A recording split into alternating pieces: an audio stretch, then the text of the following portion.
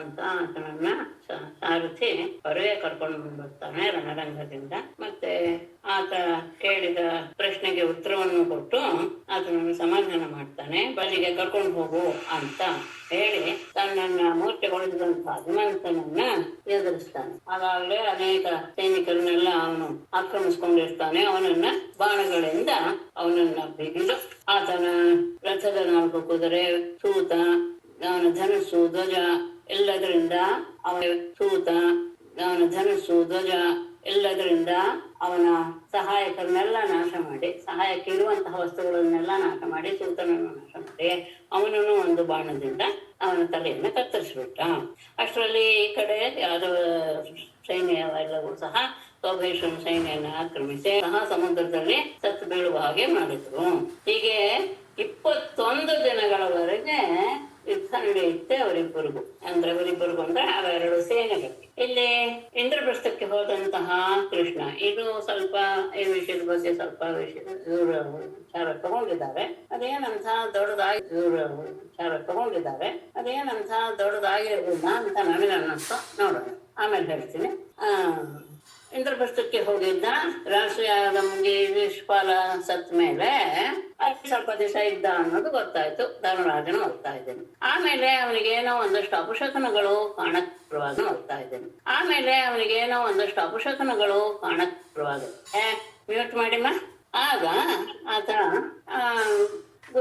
ಕುರುಬ ವಂಶದವರ ಎಲ್ಲ ಹಿರಿಯರನ್ನೆಲ್ಲ ಒಪ್ಪಿಸಿ ನಂದ್ರವರನ್ನು ತೆಗೆದುಕೊಂಡು ಕುಂತಿಯ ಅನುಮತಿ, ಪಾಂಡವರ ಅನುಮತಿ ತೆಗೆದುಕೊಂಡು ಹೊರಟ್ಬಿಡ್ತಾನೆ. ಅವನಿಗೆ ಅನಿಸುತ್ತೆ ಜನ ನರಕಾನಗರವನ್ನ ಪೀಡಿಸ್ತಾ ಇರಬಹುದು ಅಂತ ಹಾಗೆ ಅನ್ಕೊಂಡ್ ಬಂದಾಗ ಅದೇ ತರಹ ಅಲ್ಲಿ ನಡೀತಾ ಇರುವ ಕದನವನ್ನ ನೋಡ್ತಾನೆ. ಎಲ್ಲವನ್ನೂ ನೋಡಿದಕ್ಕೆ ಪರಮಾತ್ಮ ದ್ವಾರಕಾನಗರದ ರಕ್ಷಣೆಯನ್ನ ಬಲರಾಮನಿಗೆ ವಹಿಸಿ ದಾರುಕನನ್ನು ತೆಗೆದು ಸಾಲ್ವನ ಹತ್ತಿರ ಕರ್ಕೊಂಡು ಹೋಗುನನ್ನ ಅಂತ ಹೇಳ್ತಾನೆ. ಅವನು ಅಷ್ಟೇ ಎಲ್ಲ ಸರ್ವರಾಜ ಬಹಳ ಮಾಯಾವಿ, ನೀನ್ ಯಾವುದಕ್ಕೂ ಸಹ ತಂಗೆಡೋದು ಬೇಡ ಅಂತ ಅವನಿಗೂ ಸಹ ಒಂದು ಎಚ್ಚರಿಕೆಯನ್ನು ಕೊಟ್ಟು ರಥವನ್ನೇರಿ ಯುದ್ಧರಂಗಕ್ಕೆ ಬಂದ. ಗರುಡಧ್ವಜ ಬರ್ತಾ ಇರೋದನ್ನ ನೋಡಿ ಇಬ್ಬರಿಗೂ ಎರಡು ಪಕ್ಷದವರೆಗೂ ಅನ್ನಿಸ್ತು ಕೃಷ್ಣ ಬಂದ ಅಂತ.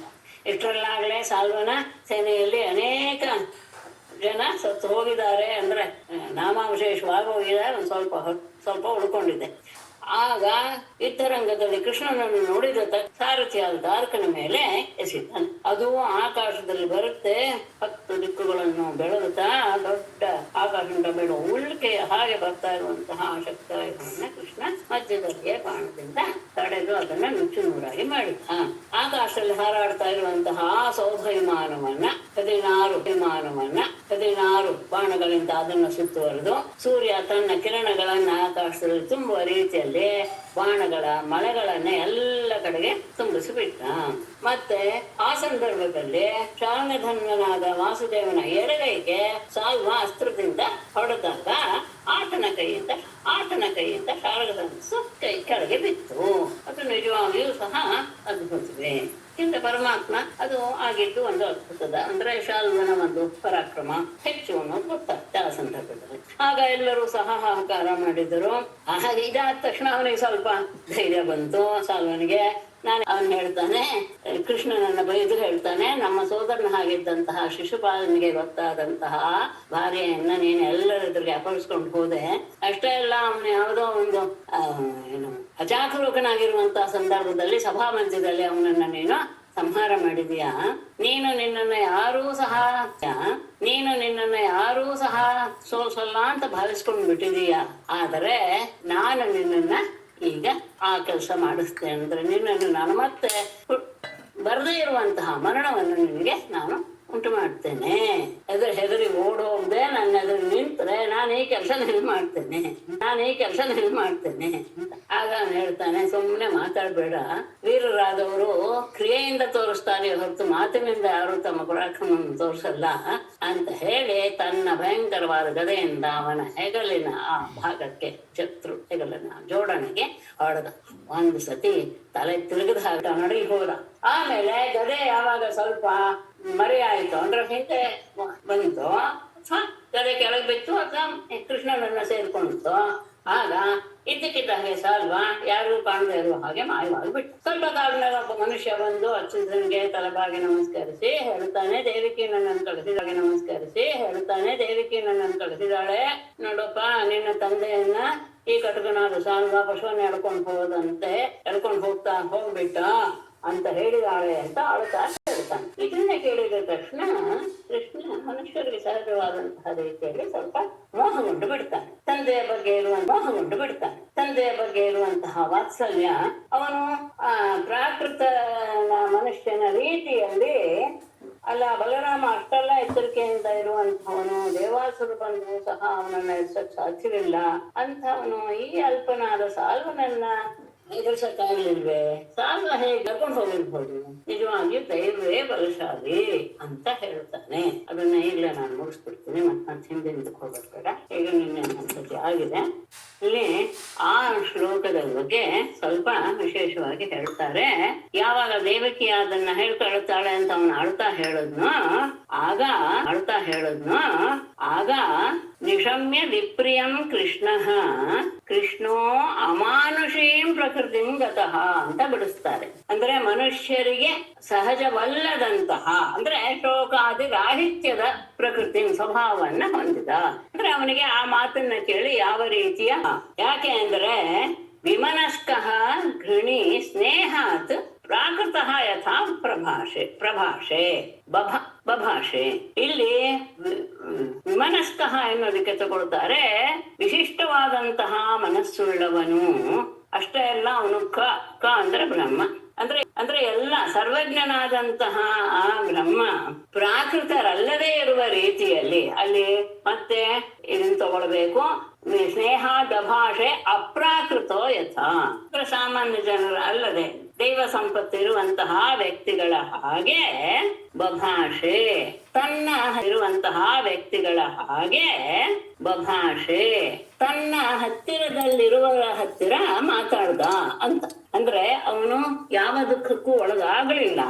ಸಾಮಾನ್ಯ ಜನರು ಹೇಗೆ ದುಃಖಕ್ಕೆ ಒಳಗಾಗ್ತಾರೋ ಅವನಿಗೆ ಆ ರೀತಿಯಾದಂತಹ ಭಾವ ಇರಲಿಲ್ಲ. ಯಾಕೆ ಅಂದ್ರೆ ಅವನು ಪರಬ್ರಹ್ಮ ಸ್ವರೂಪನ ನಮ್ಮ ಜೊತೆಯಲ್ಲಿದ್ದಂತಹ ವ್ಯಕ್ತಿಗಳಿಗೆ ಹೇಳ್ತಾನೆ, ಅಲ್ಲ ಅಲ್ಲಿ ಬಲರಾಮ ಇದ್ದಾನೆ, ಬಲರಾಮ ಅಂತಹ ಸಾಮರ್ಥ್ಯವುಳ್ಳವನು, ದೇವಾಸುರನ್ನೆಲ್ಲ ಎದುರಿಸುವಂತಹ ಸಾಮರ್ಥ್ಯ ಇರುವವನು.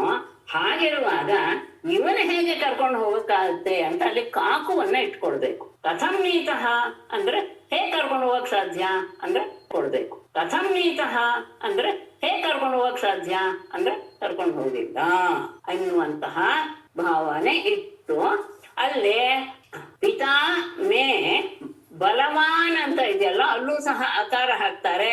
ಅಬಲವಾನ್ ವಿಧಿಗೆ, ನನ್ನ ವಿಷಯದಲ್ಲಿ ವಿಧಿಯನ್ನು ಅಬಲವಾನ್ ವಿಧಿಗೆ, ನನ್ನ ವಿಷಯದಲ್ಲಿ ವಿಧಿ ಎನ್ನುವುದು ಯಾವ ಆಟವನ್ನು ಆಡುವುದಿಲ್ಲ ಎನ್ನುವ ಭಾವದಿಂದಲೇ ಅವನು ಇರ್ತಾನೆ ಅಂತ ಇನ್ನೊಂದು ಅರ್ಥವನ್ನ ಇಲ್ಲಿ ಹೇಳಿದೆ. ಇನ್ನೊಂದು ಅರ್ಥ ಅಂದ್ರೆ ಸಹಜವಾಗಿ ಲೋಕದಲ್ಲಿ ನಡೆಯುವಂತಹ ರೀತಿಯನ್ನ ಇಲ್ಲಿ ವರ್ಣಿಸಿಯಂ ಕೃಷ್ಣೋ ಅಮಾನುಷೀಂ ಅಂತ. ಅಲ್ಲಿ ಅಮಾನುಷೀಂ ಮನುಷ್ಯರಿಗೆ ಯೋಗ್ಯವಲ್ಲದೆ ಇರುವಂತಹ ದೇವತೆಗಳು ಇರುವಂತಹ ಶೋಕಾದಿ ರಾಹಿತ್ಯದ ಪ್ರಕೃತಿಂ ಗತಃ ಅಂತಹ ಅವಸ್ಥೆಯನ್ನು ಹೊಂದಿದ ಅಂತ. ಅಂದ್ರೆ ಯಾವ ದುಃಖವೂ ಆಗಲಿಲ್ಲ.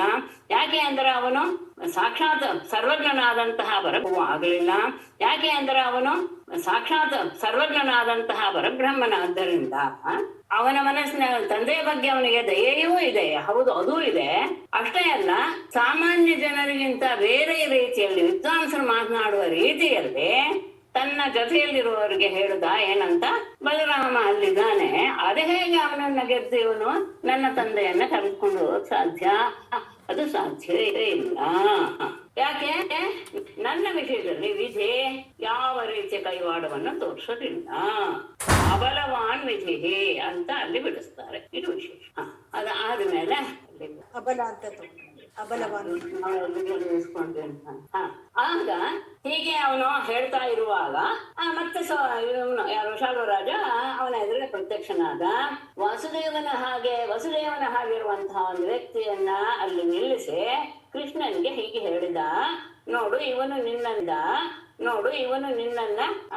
ನಿನಗೆ ಜನ್ಮ ಕೊಟ್ಟಂತಹ ತಂದೆ ಅವನಿಗೋಸ್ಕರನೇ ನೀನು ಬದುಕಿರೋದು, ಅವನನ್ನ ನಾನು ನಿನ್ನ ಮುಂದೆನೆ ಸಾಯಿಸ್ತೀನಿ, ನಿನಗೆ ಯೋಗ್ಯತೆ ಇದ್ರೆ ಅವನನ್ನ ಕಾಪಾಡ್ಕೋ ಅಂತ. ಅದಕ್ಕೂ ವಿಶೇಷವಾಗಿ ಅರ್ಥ ಹೇಳ್ತಾರೆ. ವಸುದೇವನ ಹಾಗೆ ಇರುವಂತಹ ವ್ಯಕ್ತಿಯನ್ನ ಕರ್ಕೊಂಡ್ ಬಂದ ಆತ ಅವನು ಹೇಳುವಂತಹ ಮಾತು, ಏಷತೆ ಅಜನಿತ ಅತಾತಃ, ನಿನ್ನನ್ನ ನಿನಗೆ ಜನ್ಮ ಕೊಟ್ಟಂತಹ ತಂದೆ ಅಲ್ಲ ಇವನು, ನಿನ್ನ ಎದುರಿಗೇನೆ ನಾನು ಇವನನ್ನ ಕೊಲ್ತೇನೆ ಅನ್ನೋದು ಅಲ್ಲ ಇಲ್ಲಿ. ಅಂದ್ರೆ ಇವನು ನಿನ್ನ ನಿನಗೆ ಜನ್ಮ ಕೊಟ್ಟಂತಹ ತಂದೆ ಅಲ್ಲ, ಇದು ಇಂದ್ರಜಾಲದಿಂದ ನೀನು ಹಾಗೆ ನೋಡ್ತಾ ಇದೀಯಾ, ನೀನು ಕೌತುಕದಿಂದ ನೋಡ್ತಾ ಇದೆಯಲ್ಲ, ನಾನು ಅವನನ್ನ ಕೊಲ್ತೇನೆ ಅನ್ನೋದು ಸಹ ಏನು, ನೀನು ಇಂದ್ರಜಾಲವೇ ಆದ್ದರಿಂದ ಅದು ಸಹ ನನ್ನಿಂದ ಆಗೋದಿಲ್ಲ. ಈಶಃ ಕೊಂಡಿದ್ದಾರೆ, ನೀನು ಸಹಜವಾಗಿ ಈಶ್ವರನೇ, ಅಂದ್ರೆ ಎಲ್ಲದಕ್ಕೂ ಸಮರ್ಥನೆ, ಎಲ್ಲವನ್ನೂ ಮಾಡುವಂತಹ ಸಮರ್ಥನೆ. ಆದರೆ ನೀನು ಬಾಲಿಶ ಎನ್ನುವ ಶಬ್ದಕ್ಕೆ ವಿಶೇಷವಾಗಿ ಅರ್ಥ ಹೇಳ್ತಾರೆ, ಮೂರ್ಖರಾದವರನ್ನೆಲ್ಲ ನೀನು ದೂರ ಮಾಡಿಬಿಡ್ತೀಯಾ ಅಂತ. ಅದು ಅವಯವಾರ್ಥ ಏನು ಬೇಡ. ಹಸಂತೆ ಶಾಮಂತ ವಾಲ್ನಃ ಅದೆಲ್ಲ ಎಲ್ಲರಿಗೂ ಅರ್ಥ ಆಗಲ್ಲ, ಬೇಡ, ಬಿಡ್ತೇನೆ ನಾನು. ಬಾಲಿಶ ಶಬ್ದಕ್ಕೆ ಏನರ್ಥ ಅಂದ್ರೆ ಪೆದ್ದರ ಹಾಗೆ ಮೂಢರಾಗೆ ವರ್ತಿಸುವಂತವರನ್ನೆಲ್ಲ ನೀನು ದೂರ ಮಾಡುವಂತಹ ವ್ಯಕ್ತಿ. ಹಾಗಾಗಿ ನೀನು ಪರಮಾತ್ಮನೇ ಆಗಿದೀಯಾ. ನೀನು ನೋಡ್ತಾ ಇರುವಾಗಲೇ ನೀನು ನನ್ನನ್ನ ಸಾಯಿಸ್ತೀಯಾ. ಅಂದ್ರೆ ತನ್ನನ್ನೇ ಹೇಳ್ಕೊಂಡು ನೀನು ನನ್ನನ್ನು ಸಾಯಿಸ್ತೀಯಾ, ನನ್ನನ್ನ ಸಾಯಿಸಿ ನೀನು ನನ್ನನ್ನ ಉದ್ಧಾರ ಮಾಡು, ಅಂದ್ರೆ ಈ ಸಂಸಾರದಿಂದ ನನ್ನನ್ನು ಬಿಡುಗಡೆ ಮಾಡಿಬಿಡು ಅಂತ ಅರ್ಥ ಶಾಲ್ವರಾಜನ ಮಾತಿಗೆ. ಹೀಗೆ ಅದನ್ನು ಮಾಡದ ಅದು ಮತ್ತೆ ಅವನು ವಿಮಾನಕ್ಕೆ ಹತ್ತಿದ.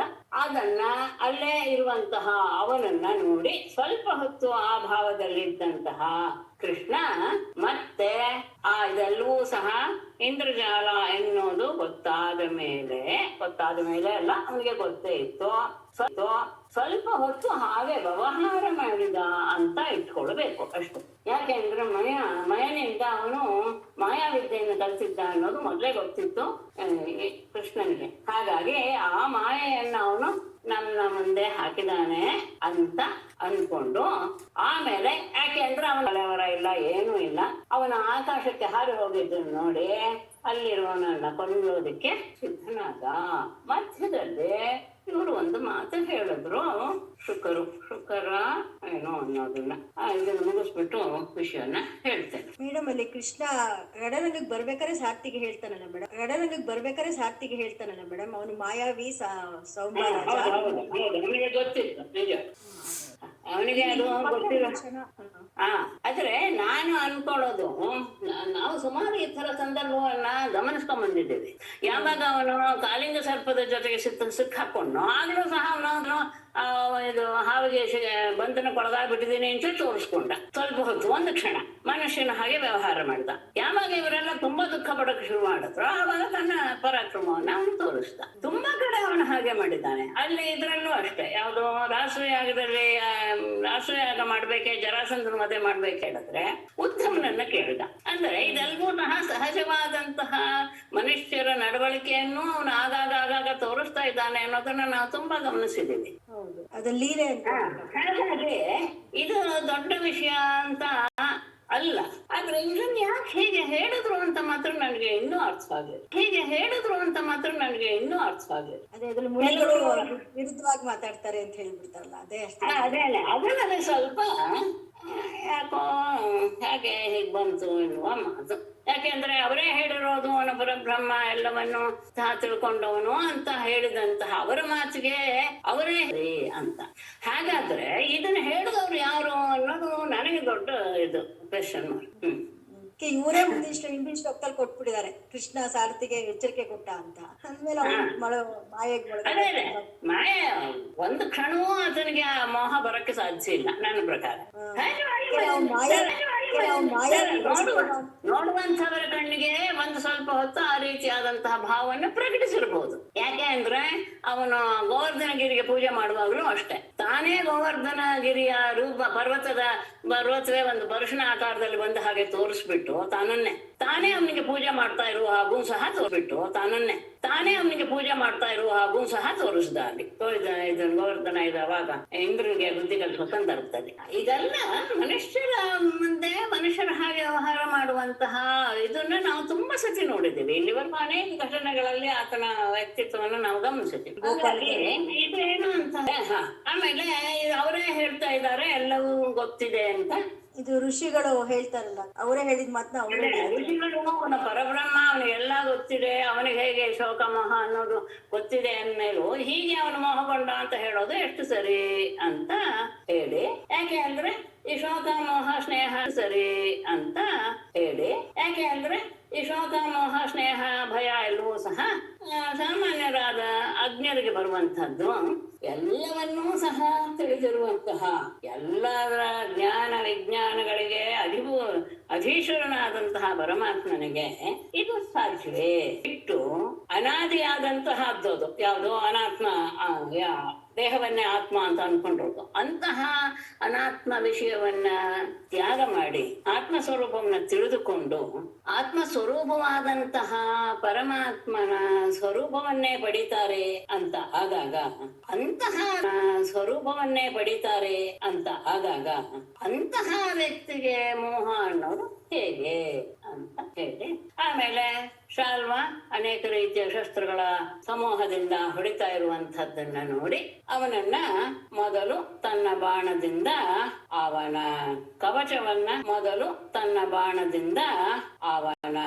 ಕವಚವನ್ನ ಅವನ ಧನುಸ್ಸನ್ನ ಅವನ ಕಿರೀಟವನ್ನ ಇದು ಮಾಡಿ ತುಂಡು ಮಾಡಿ ಆ ಸೌಭವನ್ನು ಸಹ ವಿಮಾನವನ್ನು ಸಹ ಗದೆಯಿಂದ ಹೊಡೆದು ಹಾಕಿದ. ಅವನು ಹೊಡೆದು ಹಾಕಿ ಅದು ಬೀಳಕ್ ಮೊದಲೇ ಅವನು ಹಾರಿಕೊಂಡು ಕೆಳಗೆ ಬಂದ. ಅದು ಇವನ ಎದುರಿನ ಗದೆಯನ್ನ ತೆಗೆದುಕೊಂಡು ಅಚ್ಯುತನನ್ನ ಎದುರಿಸಕ್ಕೆ ಬಂದ. ತನ್ನ ಮುಂದೆ ಓಡಿ ಬರ್ತಾ ಇರುವಂತಹ ಅವನ ಗದೆ ಸಹಿತವಾದಂತಹ ತೋಳನ್ನ ಭಲ್ಲೆಯಿಂದ ಕತ್ತರಿಸಿ ಅವನನ್ನ ನಾಶ ಮಾಡಬೇಕು ಅಂತ ಪ್ರಳಯ ಕಾಲದ ಸೂರ್ಯನ ಹಾಗಿರುವಂತಹ ತನ್ನ ಸುದರ್ಶನ ಚಕ್ರವನ್ನ ಹಿಡಿದ ಹೇಗೆ ಇದ್ದಾಗ ಅಂದ್ರೆ ಸೂರ್ಯೋದಯದಲ್ಲಿ ಉದಯಾಚಲದಲ್ಲಿ ಸೂರ್ಯನ ಉದಯವಾದ ಹಾಗೆ ಅವನು ಕಾಣಿಸ್ತಾ ಇದ್ದ. ಆಮೇಲೆ ಅದರಿಂದ ಅವನ ಕುಂಡಲ ಸಹಿತವಾದ ಕಿರೀಟ ಸಹಿತವಾದಂತಹ ತಲೆಯನ್ನ ಕತ್ತರಿಸಿ ಹಾಕಿದ. ಅನೇಕ ಮಾಯೆಗಳನ್ನ ಅವನು ತೋರಿಸಿದ್ದ. ಅಂತವನ ಗತಿ ಹೀಗೆ ಆಯ್ತು. ಹೇಗೆ ಪುರಂದರ ವೃತ್ರನ ತಲೆಯನ್ನ ಕತ್ತರಿಸಿದ ವಜ್ರವಾಯುಧದಿಂದ ಹಾಗೆ ಎಲ್ಲರ ಅಹಾಹಾಕಾರ.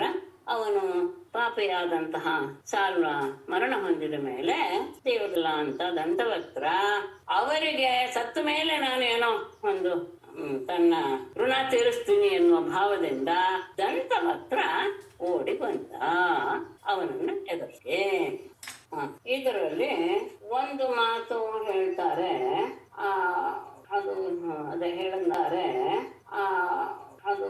ಅದೇ ಹೇಳದ್ನಲ್ಲ, ಅದೇನ್ ನನಗೇನು ಅದು ಅಂತ ಅನ್ನಿಸ್ಲಿಲ್ಲ. ನಾನು ಇಂದ್ರಪ್ರಸ್ಥಕ್ಕೆ ಬಂದೆ, ಕೃಷ್ಣ ಹೇಳೋದು ಬಲರಾಮನು ಸಹ ನನ್ನೊಂದಿಗೆ ಇದ್ದ ಅಂತ ಹಾಕಿದಾರಲ್ಲ, ಅದೆಷ್ಟು ಸರಿ ಅಂತ ಇವರು ವಿಚಾರ ಮಾಡ್ತಾರೆ ಕೆಳಗಡೆ ಟಿಪ್ಪಣಿ. ಯಾಕೆ ಅಂದ್ರೆ ಬಲರಾಮ ಇಂದ್ರಪ್ರಸ್ಥಕ್ಕೆ ಹೋಗಿರ್ಲಿಲ್ಲ ಅಂತ ವಾದ ಮಾಡ್ತಾರೆ ಕೆಲವರು. ಯಾಕೆ ಮಾಡ್ತಾರೆ ಹಾಗೆ ಅಂತ ಹೇಳಿದ್ರೆ, ಯಾವಾಗ ಕೃಷ್ಣ ಉದ್ಧವನ ಮಾತಿನಿಂದ ರಾಜಸೂಯಾಗಕ್ಕೆ ಹೊರಡಬೇಕು ಅಂತ ಎಲ್ಲ ಸಿದ್ಧತೆ ಮಾಡಿಕೊಂಡು ಆಗ ಬಲರಾಮನ ಅನುಮತಿಯನ್ನು ಸಹ ಪಡೆದು ಹೊರಟ ಅಂತ ಇದೆ.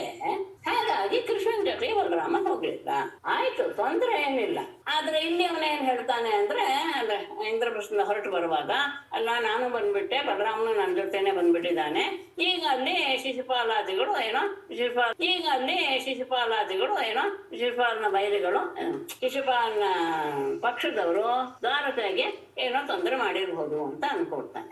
ಬಲರಾಮ ಬಂದೇ ಇರ್ಲಿಲ್ಲ ಅನ್ನೋದು ಹೇಗೆ ಇವರು ನಿರ್ಣಯ ಮಾಡುದು ಅಂತ ನನಗದ ಅರ್ಥ ಆಗ್ಲಿಲ್ಲ. ಯಾಕೆಂದ್ರೆ ಅವನು ತುಂಬಾ ತಿಂಗಳು ಇರುವಾಗಲೇ ಕೃಷ್ಣ ಹೋಗಿದ್ದು, ರಾಸಯಾಗ ಆಮೇಲೆ ಮಾಡಿ ರಾಸಯಾಗ ಆಗಿತ್ತು. ಬಲರಾಮ ಹೋಗದೆ ಇರಕ್ ಸಾಧ್ಯವೇ? ರಾಸಯಾಗಕ್ಕೆ ಆಮೇಲೆ ಹೋಗಿರ್ತಾನೆ, ಕೃಷ್ಣನ ಜೊತೆ ಹೋಗಿಲ್ಲದೆ ಇರ್ಬೋದು, ಆಮೇಲೆ ಹೋಗಿರ್ತಾನೆ. ಅದೇನು ವಿಷಯ ಅಂತ ನನಗೆ ಅದು ಅರ್ಥ ಆಗ್ಲಿಲ್ಲ. ಅದನ್ನು ಕೆಲವರು ಹೇಳ್ತಾರೆ ಅಂತ ಇಲ್ಲಿ ಅದನ್ನು ತಗೊಂಡಿದ್ದಾರೆ. ನತಾವದು ರಾಜಸೂಯಾರ್ಥಂ ರಾಮೇಣ ಸಹಗತಿ ಅಂದ್ರೆ ಅಲ್ಲಿ ಸಂಕರ್ಷಣಂ ಅನುಜ್ಞಾಪ್ಯ ಇತಿ ಪೂರ್ವ ಮುಕ್ತತ್ವಾತ್. ಸಂಕರ್ಷಣನ ಅನುಮತಿಯನ್ನು ಪಡೆದು ಹೊರಟ ಅಂತ ಇರೋದ್ರಿಂದ ಕೃಷ್ಣನ್ ಜೊತೆ ರಾಮನ್ ಜೊತೆ ಕೃಷ್ಣ ಹೋಗಿಲ್ಲ, ಆಯ್ತು ಒಪ್ಪೋಣ. ಆಮೇಲೆ ಹೋಗ್ಬಾರ್ದು ಅಂತ ಏನಿಲ್ವಲ್ಲ, ಅದು ಇದನ್ನು ದೊಡ್ಡ ಇದು ಮಾಡಿಟ್ಕೊಂಡಿದ್ದಾರೆ ಇಲ್ಲಿ, ಅಂದ್ರೆ ಟಿಪ್ಪಣಿಯಲ್ಲಿ. ಅದು ಯಾಕೆ ದೊಡ್ಡ ಇದು ಮಾಡಿಟ್ಕೊಂಡಿದ್ದಾರೆ ಇಲ್ಲಿ, ಅಂದ್ರೆ ಟಿಪ್ಪಣಿಯಲ್ಲಿ. ಅದು ಯಾಕೆ ಹಾಗೆ ಆರ್ಯಮಶ್ರಾಭ ಸಂಗತಃ ಎನ್ನುವಂತಹದ್ದು ಅನ್ನೋದು ಸರಿ ಇಲ್ಲ. ಮತ್ತೆ ಇಲ್ಲಿ ಇನ್ನೊಂದು ಮಾಡಿಬಿಟ್ಟಿದ್ದಾರೆ, ಆರ್ಯಮಿಶ್ರಾಭ ಸಂಗತಃ ಎನ್ನುವಂತಹ ತನ್ನ ಮಾತೆ ವಿರುದ್ಧೇತ ತಗೊಂಡು ಸ್ವವಾಚಃ ವಿರುದ್ಧೇತ ಅಂತ ಅಲ್ಲಿಗೂ ಕೆಳಗಡೆ ಟಿಪ್ಪಣಿಯಲ್ಲಿ ಏನೋ ವಿಶೇಷವಾಗಿ ಹೇಳಿದ್ದಾರೆ.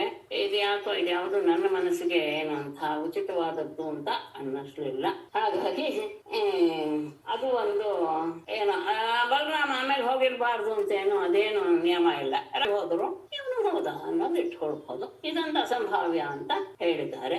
ಅದಕ್ಕೂ ಇಟ್ಕೊಂಡು ಬಲರಾಮ ಮುಂಚೆನೆ ವಾಪಸ್ ಬಂದ್ಬಿಟ್ಟಿರ್ಬೋದಲ್ವಾ ಮೇಡಮ್? ಅಲ್ಲ ಅಲ್ಲ ಅಲ್ಲ, ಹೋಗಿದ್ ಲೇಟ್ ಆಗಿ ಅಂತ ಬಂದಿದ್ದು ಕೃಷ್ಣನ ಜೊತೆಗೇನೆ. ಹೌದಾ?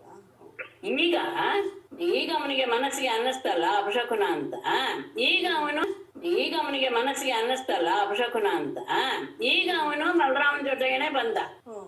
ಆದ್ರೆ ಹೋಗಿದ್ದು ಕೃಷ್ಣ ಬಲರಾಮನ ಒಪ್ಪಿಗೆ ಪಡ್ಕೊಂಡು ಹೋದ ಅಂತ ಇದೆಯಲ್ಲ, ಹಾಗಾಗಿ ಬಲರಾಮ ಹೋಗೇ ಇರ್ಲಿಲ್ಲ. ಅವನ ಮಾತಿಗೆ ಅವನು ಹೇಗೆ ವಿರುದ್ಧವಾಯ್ತು ಅಂತ ಅಲ್ಲಿಗೆ ಎಲ್ಲ ಎಳೆದು ಬಿಟ್ಟಿದ್ದಾರೆ ವಿಷಯವನ್ನ. ಅಂದ್ರೆ ಆಮೇಲೆ ಇದು ಏನನ್ನದಂತೆ ಎನ್ನುವಂತ ವಿರೋಧ ಇದೆಯಾ ಅದಕ್ಕೆ ಅನ್ನೋದು ಗೊತ್ತಾಗಲಿಲ್ಲ ನಮ್ಗೆ. ಅಲ್ಲ ಶುಕ್ರು ಹೇಳಿದ್ರು ಅಂತ ಅನ್ಕೊಳ್ಬೇಕೆ, ಇಲ್ಲ ಪರೀಕ್ಷಿತನಿಗೆ ಇದಾಯ್ತು ಅನ್ನೋದು ವಿಶೇಷ ಬಂತು ಅಂತ ಅನ್ಕೊಳ್ಬೇಕೆ, ಗೊತ್ತಿಲ್ಲ.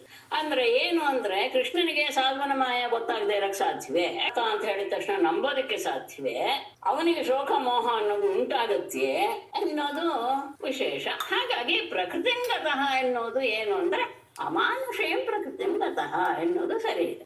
ಅಂದ್ರೆ ಸಹಜವಾಗಿ ಶೋಕ ಮೋಹ ಅಲ್ಲ, ಅವನಿಗೇನು ಇರ್ಲಿಲ್ಲ, ಯಾಕೆಂದ್ರೆ ತನ್ನ ತಂದೆ ಸರಿಯಾಗಿದ್ದಾನೆ ಎನ್ನುವಂತಹ ಮೋಹ ಅಲ್ಲ, ಅವನಿಗೇನು ಇರ್ಲಿಲ್ಲ, ಯಾಕೆಂದ್ರೆ ತನ್ನ ತಂದೆ ಸರಿಯಾಗಿದ್ದಾನೆ ಎನ್ನುವಂತಹ ಧೈರ್ಯ ಅನ್ನೋದಕ್ಕಿಂತ ಗೊತ್ತಿತ್ತು ಅನ್ನೋದು ವಿಷಯ ಅಷ್ಟೇ. ಅದೊಂದು ವಿಷಯ ವಿಶೇಷವಾಗಿ ಇದನ್ನ ತಗೊಂಡಿದ್ದಾರೆ. ಇದ್ರ ಬಗ್ಗೆ ನನಗೇನು ಅಂತ ಇದೇನು ಅನ್ನಿಸ್ಲಿಲ್ಲ ಅಷ್ಟೇ, ಇಷ್ಟು ವಿಷಯ. ಆದ್ರೆ ಆ ಏವಂ ವದಂತಿರ ಚರ್ಚೆಯನ್ನು ಮೇಡಮ್ ಅವನು ಸರ್ವಜ್ಞ ಅಲ್ವೇ, ಅವನಿಗೆ ಶಕುನದಿಂದ ಗೊತ್ತಾಗ್ಬೇಕಾ ಅವನಿಗೆ ಪಾರಕಿಯಲ್ಲಿ ಕಷ್ಟ ಇತ್ತು. ಅದನ್ನೇ ಇದು ನೋಡಿ, ಇದನ್ನು ನಾನು ಅನ್ಕೊಂಡಿದ್ದು. ಹೇಗೆ ಮನುಷ್ಯರ ಹಾಗೆ ಅವನು ವ್ಯವಹಾರ ಮಾಡ್ತಾನೆ ಅಂದ್ರೆ ಇಲ್ಲಿವರೆಗೂ ಇನ್ನೊಂದು ಜ್ಞಾಪಿರ್ಬೇಕು, ಇಲ್ಲಿ ಇಲ್ಲಿ ಪ್ರದ್ಯುಮ್ನ ಒಂದು ಇದನ್ನು ಬಹಳ ಮುಖ್ಯ. ಪ್ರದ್ಯುಮ್ನ ತನ್ನ ಪರಾಕ್ರಮವನ್ನ ಚೆನ್ನಾಗೇ ತೋರಿಸಿದ್ದ ಇದ್ರಲ್ಲಿ. ಅದಾದ ಮೇಲೆ ಇನ್ನು ಇವನಿಂದ ಆಗೋದಿಲ್ಲ ಎನ್ನುವುದ ಅಭಿಪ್ರಾಯ ಬಂದ ಮೇಲೆ ಕೃಷ್ಣ ಅಲ್ಲಿಂದ ಹೊರಡೋದಕ್ಕೆ ಇದು ಒಂದು ಪ್ರಾಯ ಬಂದ ಮೇಲೆ ಕೃಷ್ಣ ಅಲ್ಲಿಂದ ಹೊರಡೋದಕ್ಕೆ ಇದು ಒಂದು ಕಾರಣ ಅಂತ ತೋರಿಸಿದ್ರು ಅಷ್ಟೇ. ಯಾಕೆಂದ್ರೆ ಇದೆಲ್ಲ ಅವನಿಗೆ ಗೊತ್ತಿಲ್ಲ ಅನ್ನೋದು ಖಂಡಿತ ಇಲ್ಲ, ಅಸಂಭವ. ಆದರೂ ಯಾಕೆ ಹೀಗೆ ಎಲ್ಲ ಅಂದ್ರೆ ಇದಕ್ಕಿಂತ ಹೊರಡ್ತಾನೆ ಅನ್ನೋದು ಹೇಗೆ ಅಂದ್ರೆ ಇದೆಲ್ಲೂ ಸಹ ಅವನಿಗೆ ಅನ್ನಿಸ್ತು. ಸಹಜವಾಗಿ ಅಲ್ಲಿರುವಂತಹವರಿಗೆ ಇದು ಅವನ ಮನಸ್ಸಿನಲ್ಲಿ ಈ ರೀತಿ ಅವನ ವರ್ತನೆ ಕಾರಣವಾಗುತ್ತೆ. ನೀವು ಎಷ್ಟೇ ಹೇಳಿ ಅವನು ಪರಮಾತ್ಮ ಅಂತ ಎಷ್ಟೇ ಹೇಳಿ, ಜೊತೆಲಿರುವವರು ಅವನನ್ನ ತಮ್ಮ ತರಹನೇ ಭಾವಿಸ್ತಾರೆ. ಇದನ್ನ ಯಾರೂ ಮರಿಬೇಡಿ. ಹೌದು, ಅವನು ಎಲ್ಲಾನು ಹೌದು. ಆದರೂ ಸಹ ಯುಧಿಷ್ಠಿರನು ಹೇಗೆ ನಡ್ಕೊಂಡ, ನಿನ್ನಿಂದ ಸ್ವಂತ ಸಹಾಯ ಆಗ್ಬೇಕು ಅಂತಾನೆ ಕೇಳಿ ಮಾಡಿಸ್ಕೊಂಡ. ಅಂದ್ರೆ ಏನು, ತನಗೆ ಬೇಕಾದವನು ಕೃಷ್ಣ, ಅವನಿಂದ ನಾನು ಸಹಾಯ ಮಾಡಿಸ್ಕೊಳ್ತೇನೆ ಅಂದ್ರೆ ತನ್ನ ಹಾಗೆ ಇನ್ನೊಬ್ಬ ಅನ್ನೋ ವ್ಯಕ್ತಿಯ ಯದ್ಯಪಿ ಅವನಿಗೆ ಗೊತ್ತು, ಎಲ್ರಿಗೂ ಗೊತ್ತು ಪರಮಾತ್ಮ ಅವನು ಅಂತ. ಆದರೂ ತಮ್ಮ ಜೊತೆಯಲ್ಲಿ ಇರುವಾಗ ಪ್ರತಿಯೊಬ್ಬ ತಮ್ಮ ಹಾಗೆ ಅವನ ಒಬ್ಬ ಅಂತಾನೆ ಭಾವಿಸ್ತಾರೆ. ಮೇಡಮ್, ಕುಂತಿ ಅರ್ಜುನ ಎಲ್ಲ ಒಂದು ಪರಮಾತ್ಮ ಅಂತಾನೆ ಭಾವಿಸಿದಲ್ವಾ? ದ್ರೌಪದಿ, ಕುಂತಿ, ಅರ್ಜುನ ಎಲ್ಲ ಹೌದು, ಎಲ್ಲರಿಗೂ ಗೊತ್ತಿತ್ತು. ಹೇಳಿದ್ನಲ್ಲ, ಧೃತರಾಷ್ಟ್ರನಿಗೂ ಗೊತ್ತಿರ್ಲಿಲ್ವೇ? ಅವನೇ ಹೇಳ್ಕೊಳ್ತಲ್ವಾ, ಅವನು ಬಹುವಾರ ಎಳ್ಸಕ್ಕೋಸ್ಕರನೇ ಬಂದಿದ್ದಾನಲ್ಲಪ್ಪ, ಅವನೇ ಅಕ್ರೂರ ಹೋದಾಗ ಹೇಳ್ ಕಳ್ಸಿಲ್ವೇ ನಮ್ಗೆ? ಭೀಷ್ಮನಿಗೂ ಮತ್ತೆ ಎಲ್ರಿಗೂ ಗೊತ್ತಿದೆ. ಆದರೂ ನಾಪಿಟ್ಕೊಳ್ಳಿ, ನಾವು ವ್ಯವಹಾರ ಮಾಡುವ ಹಾಗೇನೆ ನಮ್ಮ ಜೊತೆಲಿರೋರು ಎಷ್ಟೇ ವೃದ್ಧರಾದ್ರು ನಾವು ನಮ್ಮ ಹಾಗೆ ಅವರು ಅಂತಾನೆ ಭಾವಿಸ್ತೇವೆ. ಆ ಕ್ಷಣದಲ್ಲಿ ಅವರ ಹಾಗೆ ವ್ಯವಹಾರ ಇರುತ್ತೆ. ಹಾಗಾಗಿ ಇದೇನ್ ದೊಡ್ಡದು ಅಂತ ಹಾಗೆ ವ್ಯವಹಾರ ಇರುತ್ತೆ. ಹಾಗಾಗಿ ಇದೇನ್ ದೊಡ್ಡದು ಅಂತ ನನಗೆ ಅನ್ನಿಸ್ಲಿಲ್ಲಪ್ಪ, ಇದು ದೊಡ್ಡದು ಮಾಡ್ಬಿಟ್ರು ಅಂತ ನನಗೆ ಮುಂದುವರೋಣ. ಭಗವತೆ ವಾಸುದೇವಾಯ ಶ್ರೀಶುಗೋವಾಸ. ಇದರಲ್ಲಿ ಮಾತ್ರ ಈ ಅಧ್ಯಾಯದಲ್ಲಿ ಬಲರಾಮನ ವ್ಯವಹಾರ ನನಗೆ ತುಂಬಾ ಕೇಳ್ತೀರ ನೋಡ್ರಿ. ಅಷ್ಟಲ್ಲಿ ಇವ್ರಿಗೆ ಬರ್ತೀವ. ಶ್ರೀಶುಗೋವಾಚ ಶಿಶುಪಾಲಸ್ಯ ಶಾಲ್ವಸ್ಯ ಪೌಂಡ್ರಕಸ್ಯ ವಿಧುರ್ಮತಿಃ ಪರಲೋಕಗತಾನಾಂಚ ಕುರ್ವನ್ ಪಾರೋಕ್ಷ ಸೌಹೃದಂ. ಶಿಶುಪಾಲಸ್ಯ ಶಾಲ್ವಸ್ಯ ಪೌಂಡ್ರಕಸ್ಯ ಅಪಿ ಪರಲೋಕಗತಾನಾಂ ಪಾರೋಕ್ಷ ಸೌಹೃದಂ ಕುರ್ವನ್ ದುರ್ಮತಿಃ ಏಕಃ ಪದಾತಿ ಸಂಕ್ರುದ್ಧಃ ಗದಾ ಪಾಣಿಃ ಪ್ರಕಂಪಯನ್ ಪದ್ಭ್ಯಾಮಿಮಾಂ ಮಹಾರಾಜ ಮಹಾಸತ್ವ ವಿದರ್ಶ್ಯತ. ಏಕಃ ಪದಾತಿಃ ಸಂಕ್ರುದ್ಧಃ ಗದಾಪಾಣಿಃ ಇಮಾಂ ಪದ್ಭ್ಯಾಂ ಪ್ರಕಂಪಯನ್ ಮಹಾಸತ್ವಃ ಮಹಾರಾಜ ಕರ್ಮಗ್ರ ತಗೊಳ್ಳಿ ವಿದರ್ಶ್ಯತ. ಸಂಭವ. ಶಿಶುಪಾಲಸ್ಯ ಶಾಲ್ವಸ್ಯ ಪೌಂಡ್ರಕಸ್ಯ. ಶಿಶುಪಾಲನಿಗೆ ಶಿಶುಪಾಲ, ಶಾಲ್ವ ಮತ್ತು ಪೌಂಡ್ರಕ ವಾಸುದೇವ ಅವನು ಯಾರವರು?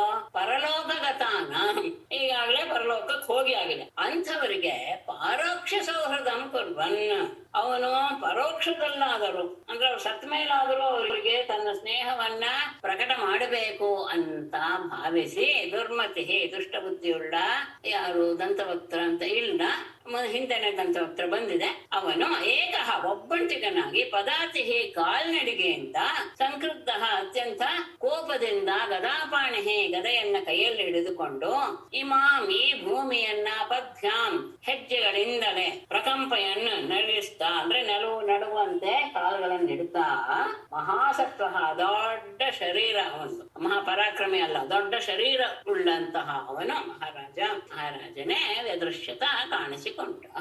ಹೀಗೆ 3 ಜನರು ಸಹ ಸತ್ತು ಹೋದ್ರು, ತನ್ನ ಸ್ನೇಹಿತರು. ಅವ್ರು ಸತ್ತ ಮೇಲಾದ್ರೂ ಅವರಿಗೆ ನಾನು ತನ್ನ ಸ್ನೇಹ ಭಾವವನ್ನು ಪರೋಕ್ಷವಾಗಿ ಅದು ತೋರಿಸ್ಬೇಕು ಎನ್ನುವಂತಹ ಉದ್ದೇಶದಿಂದ ದಂತವಕ್ತ್ರ ಕೋಪದಿಂದ ಗದೆಯನ್ನ ಕೈಯಲ್ಲಿ ಹಿಡಿದುಕೊಂಡು ದೊಡ್ಡ ಶರೀರವನ್ನು ತನ್ನ ಹೆಜ್ಜೆಯಿಂದಲೇ ಭೂಮಿಯನ್ನು ನಡುಗಿಸ್ತಾ ಅವನು ಬರ್ತಾ ಇದ್ದಾನೆ, ಎಲ್ಲರಿಗೂ ಕಾಣಿಸ್ಕೊಂಡ. ತಂ ತಥಾಯಾಂತಮಾಲೋಕ್ಯ ಗದಾಮಾದಾಯ ಸತ್ವರಃ ಅವಪ್ಲುತ್ಯ ರಥಾತ್ ಕೃಷ್ಣಃ ಸಿಂಧುಂ ವೇಲೇವ ಪ್ರತ್ಯಧಾತ್. ತಥಾ ಗದಾಮಾದಾಯ ಆಯಾಂತಂ ತಂ ಆಲೋಕ್ಯ ಕೃಷ್ಣಃ ಸತ್ವರಃ ರಥಾತ್ ಅವಪ್ಲುತ್ಯ ಸಿಂಧುಂ ವೇಲಾ ಇವ ಪ್ರತ್ಯಧಾತ್. ತಥಾ ಆ ರೀತಿಯಾಗಿ ಗದಾಮಾದಾಯ ಗದೆಯನ್ನ ಹಿಡಿದುಕೊಂಡು ಆಯಾಂತಂ ಬರುತ್ತಿರುವಂತಹ ತಂ ಆಲೋಕ್ಯ ಅವನನ್ನು ನೋಡಿ ಸತ್ವರಃ ಕೂಡಲೇ ಇವನೂ ಸಹ ಯಾರು ಕೃಷ್ಣನೂ ಸಹ ಗದಾಮಾದಾಯ ಗದೆಯನ್ನ ಕೈಯಲ್ಲಿ ಹಿಡಿದು ರಥಾತ್ ಅವಪ್ಲುತ್ಯ ರಥದಿಂದ ಕೆಳಗೆ ಧುಮುಕಿ ಸಿಂಧುಂ ವೇಲಾ ಇವ ಸಮುದ್ರವದ ಅಲೆಗಳನ್ನ ತೀರ ಹಿಡಿದು ನಿಲ್ಲಿಸುವಂತೆ ಪ್ರತ್ಯಥಾತ್ ಅವನನ್ನ ತಡೆದು ನಿಲ್ಲಿಸಿದ. ಗದಾಪಾಣಿಯಾಗಿ ಬರ್ತಾ ಇರುವಂತಹ ಅವನನ್ನು ನೋಡಿದ ಕೂಡಲೇ ಇವನು ಸಹ ಗದಾಧಾರಿಯಾಗಿ ತತ್ಕ್ಷಣ ರಥದಿಂದ ಧುಮುಕಿ ನುಗ್ಗಿ ಬರುವಂತಹ ಸಮುದ್ರವನ್ನ ದಡವು ಹೇಗೆ ತಡೆಯುತ್ತೋ ಹಾಗೆ ಅವನನ್ನ ತಡೆದ. ಆಗ ಅವನು ಹೇಳ್ತಾನೆ, ಗದಾಮುದ್ಯಮ್ಯ ಕಾರುಷಃ ಮುಕುಂದಂ ಪ್ರಾಹ ದುರ್ಮದಃ ದಿಷ್ಟ್ಯಾ ಭವಾನದ್ಯ ಮಮ ದೃಷ್ಟಿಪಥಂ ಗತಃ. ದುರ್ಮದಃ ಕಾರುಷಃ ಗದಾಮುದ್ಯಮ್ಯ ಮುಕುಂದಂ ಪ್ರಾಹ ದಿಷ್ಟ್ಯಾ ಅದ್ಯ ಭವಾನ್ ಮಮ ದೃಷ್ಟಿಪಥಂ ಗತಃ. ದುರ್ಮದಃ ಮದದಿಂದ ಕೊಬ್ಬಿದಂತಹ ಕಾರುಷಃ ದಂತವಕ್ತ್ರನು ಗದಾಮುದ್ಯಮ್ಯ ಗದೆಯನ್ನ ಕೈಯಲ್ಲಿ ಹಿಡಿದುಕೊಂಡು ಮುಕುಂದಂ ಪ್ರಾಹ ಮುಕುಂದನನ್ನು ಕುರಿತು ಹೇಳಿದ. ದಿಷ್ಟ್ಯಾ ಬಹಳ ನನ್ನ ಸೌಭಾಗ್ಯವೇ, ಯಾಕೆ ಅಂದ್ರೆ ಭವಾನ್ ನೀನು ಅದ್ಯ ಇಂದು ಮಮ ದೃಷ್ಟಿಪಥಂ ಗತಃ ನನ್ನ ಕಣ್ಣಿಗೆ ಬಿದ್ದಿದೆಯಾ. ಇದು ಬೈಗಳ ಆಗತ್ತೆ ಮತ್ತೆ ಸ್ತುತಿಯೂ ಆಗತ್ತೆ. ನನ್ನ ಅನೇಕ ದಿನದ ಸೌಭಾಗ್ಯ ನೀನು ನನ್ನ ಕಣ್ಣೆದುರಿಗೆ ಕಾಣಿಸಿಕೊಂಡೆ, ಯಾಕೆಂದ್ರೆ ಇದು ಅವನ ಕೊನೆ ಜನ್ಮ. ಹಾಗಾಗಿ ನೀನು ಇವತ್ತು ನನ್ನ ಕಣ್ಣಿಗೆ ಕಾಣಿಸ್ಕೊಂಡಿದ್ಯಾ ಎನ್ನುವಂತಹ ಹೊಗಳಿಕೆ. ತಂ ಮಾತುಲೇಯೋ ನಃ ಕೃಷ್ಣ ಮಿತ್ರಸಂಮಾಂ ಜಿಗಾಂಸಸಿ ಅತಸ್ತ್ವಾಂಗದಯಾ ಮಂದ ಹನಿಷ್ಯೆ ವಜ್ರಕಲ್ಪಯ. ಕೃಷ್ಣ ತ್ವಂ ನಃ ಮಾತುಲೇಯಃ ಮಿತ್ರಧೃಕ್ ಮಾಂ ಜಿಘಾಂಸಸಿ ಅತಃ ಮಂದ ತ್ವಾಂ ವಜ್ರಕಲ್ಪಯಾ ಗದಯಾ ಹನಿಷ್ಯೆ. ಕೃಷ್ಣನೇ ತ್ವಂ ನೀನು ನಹ ಮಾತುಲೇಯ ನನ್ನ ಸೋದರ ಮಾವನ ಮಗನೇನೆ. ಆದರೆ ಮಿತ್ರರಿಗೆಲ್ಲ ದ್ರೋಹ ಮಾಡಿದ್ಯಾ ಅಂದ್ರೆ ನನ್ನ ಮಿತ್ರರನ್ನೆಲ್ಲ ಕೊಂದು ಹಾಕಿದ್ಯಾ. ಮಾಂ ಜಿಘಾಂಸಸಿ ಈಗ ನನ್ನನ್ನು ಸಹ ಕೊಲ್ಲಬೇಕು ಅಂತ ನೀನು ಬಯಸಿದೀಯಾ. ಅತಃ ಅದ್ದ ಮಂದ ಮೂರ್ಖನೇ ತ್ವಾಂ ನಿನ್ನನ್ನು ವಜ್ರಕಲ್ಪಯ ಗದೆಯ ವಜ್ರದಷ್ಟು ಕಠಿಣವಾದ ಈ ಗದೆಯಿಂದ ಹನಿಷ್ಯೆ ನಾನು ಕೊಂದು ಹಾಕ್ತೇನೆ ಅಂತ ಹೇಳ್ತಾನೆ. ಇದರಲ್ಲೂ ಸಹ ವಿಶೇಷವಾಗಿ ತಗೊಳ್ತಾರೆ. ಇವತ್ತು ನನ್ನ ಕಣ್ಣು ಮುಂದೆ ನೀನು ಬಂದೆ ಅಂದ್ರೆ ಸನಕಾದಿಗಳ ಶಾಪ ಮುಗಿತಾ ಇದೆ. ಹಾಗಾಗಿ ನೀನು ನನ್ನ ಕಣ್ಣು ಮುಂದೆ ಪ್ರತ್ಯಕ್ಷನಾಗಿದೆಯಾ, ಇದು ನನಗೆ ಬಹಳ ಮಂಗಲಕರವೇ ಅಂತ ಹೇಳಿದ ಮೇಲೆ, ನೀನು ನಮ್ಮ ಸೋದರ ಮಾವನ ಮಗ, ಹಾಗಾಗಿ ಬಂಧು. ಹಾಗಾಗಿಯೂ ಸಹ ನೀನು ಇತರರನ್ನೆಲ್ಲ ಕೊಂದವನು, ನನ್ನನ್ನು ಸಹ ಕೊಲ್ತೀಯಾ. ಅಂದರೆ ನಿನ್ನಿಂದ ಮೃತ್ಯು ನನಗೆ ಬರುತ್ತೆ. ಅದು ಸನಕಾದಿಗಳಿಂದ ಬಂದಿರುವಂತಹ ಅನುಗ್ರಹವಾದ್ದರಿಂದ ಅದನ್ನ ತಡೆಯಕ್ಕೆ ಆಗೋದಿಲ್ಲ.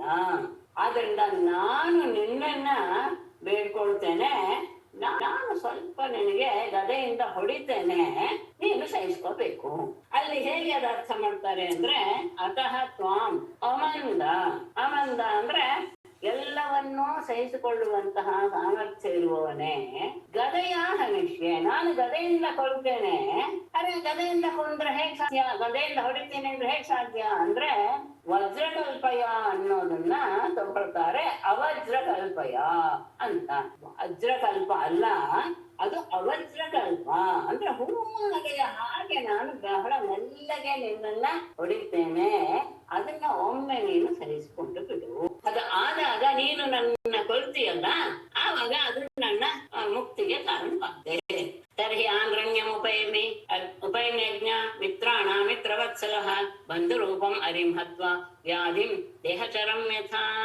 ನಾನು ನಿನ್ನನ್ನ ಹೃದಯದಿಂದ ಹೊಡಿತೇನೆ.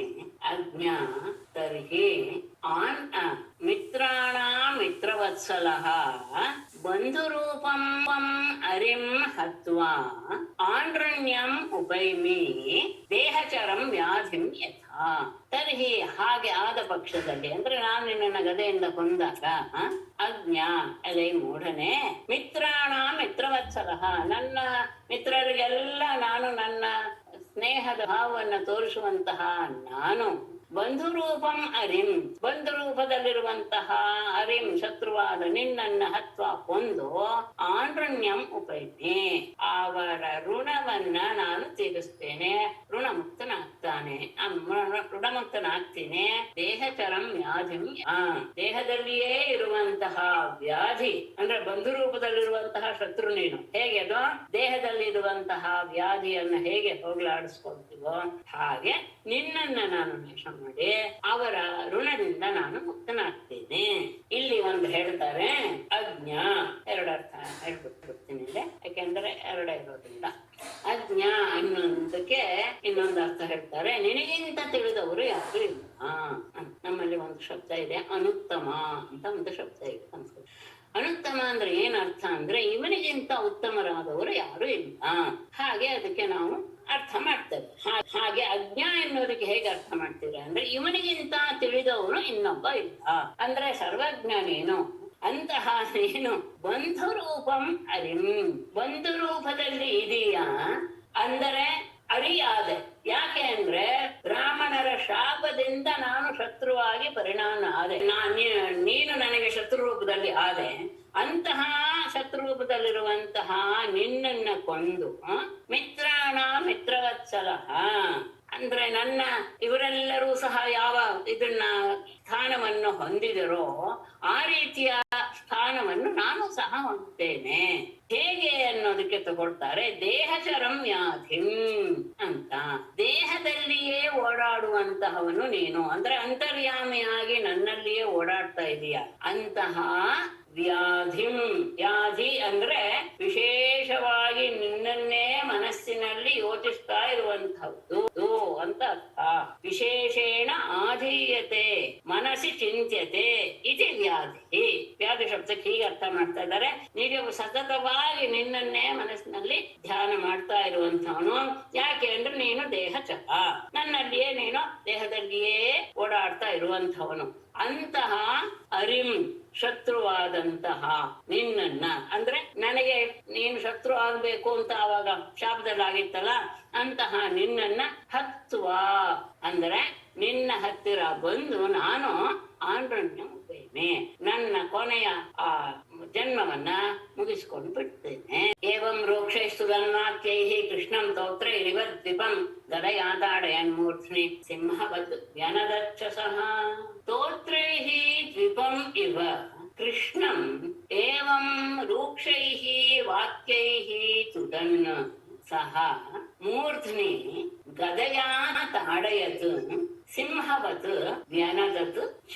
ದ್ವಿಪಂ ಆನೆಯನ್ನ ಸ್ತೋತ್ರೈಃ ಅಂಕುಶದಲ್ಲಿ ತಿವಿಯುವಂತೆ ಕೃಷ್ಣಂ ಕೃಷ್ಣನನ್ನ ಏವಂ ಈ ರೀತಿಯಾದ ರೂಕ್ಷೈಹಿ ಕೆರಳಿಸುವ ಮಾತುಗಳಿಂದ, ಕಠೋರವಾದ ಮಾತುಗಳಿಂದ ತುದನ್ನ ಅವನನ್ನ ಕೆಣಕಿ ಮಾತಿನಿಂದಲೇ ಚುಚ್ತಾ ಸಹ ಆದಂತವಕ್ರನು ಮೂರ್ಧನೆ ಅವನ ತಲೆಯ ಮೇಲೆ ಗದೆಯ ತಾಡೆಯನ್ನ ಗದೆಯಿಂದ ಹೊಡಿತ ಸಿಂಹವತ್ತು ಬೆಂದು ಅವನ ಸತಿ ಹೊಡೆದು ಸಿಂಹದ ಹಾಗೆ ಗರ್ಜನೆ ಮಾಡ್ತ.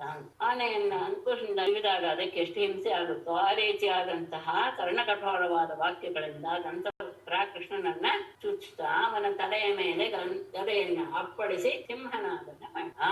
ಗದಯಾಭಿಹಿತೋಪ್ಯಾಜೋ ನ ಚಾಲಯದೋದ್ವಹ ಕೃಷ್ಣೋಪಿ ತಂ ಅಹನ್ ಕುರ್ದ್ಯಾ ಕೌಮೋದಕ್ಯಾಸ್ತನಾಂತರೆ. ಆಜೋ ಗದಯಾ ಅಭಿಹಿತಃ ಅಪಿ ಯದೋದ್ವಹಃ ನ ಚಚಾಲ ಕೃಷ್ಣಃ ಅಪಿ ತಂ ಗುರುದ್ಯಾ ಕೌಮೋದಕ್ಯಾ ಸ್ತನಾಂತರೆ ಅಹನ್. ಆಜೋ ಯುದ್ಧದಲ್ಲಿ ಗದೆಯ ಅಭಿಹಿತಃ ಅಪಿ ಗದೆಯಿಂದ ಹೊಡೆದರೂ ಸಹ ಹೊಡೆಸಲ್ಪಟ್ಟರೂ ಸಹ ಹೊಡೆಸಿಕೊಂಡರೂ ಸಹ ಯದೋದ್ವಹಃ ಪರಮಾತ್ಮನು ನ ಚಚಾಲ ಸ್ವಲ್ಪವೂ ಅಲ್ಲಾಡಲಿಲ್ಲ.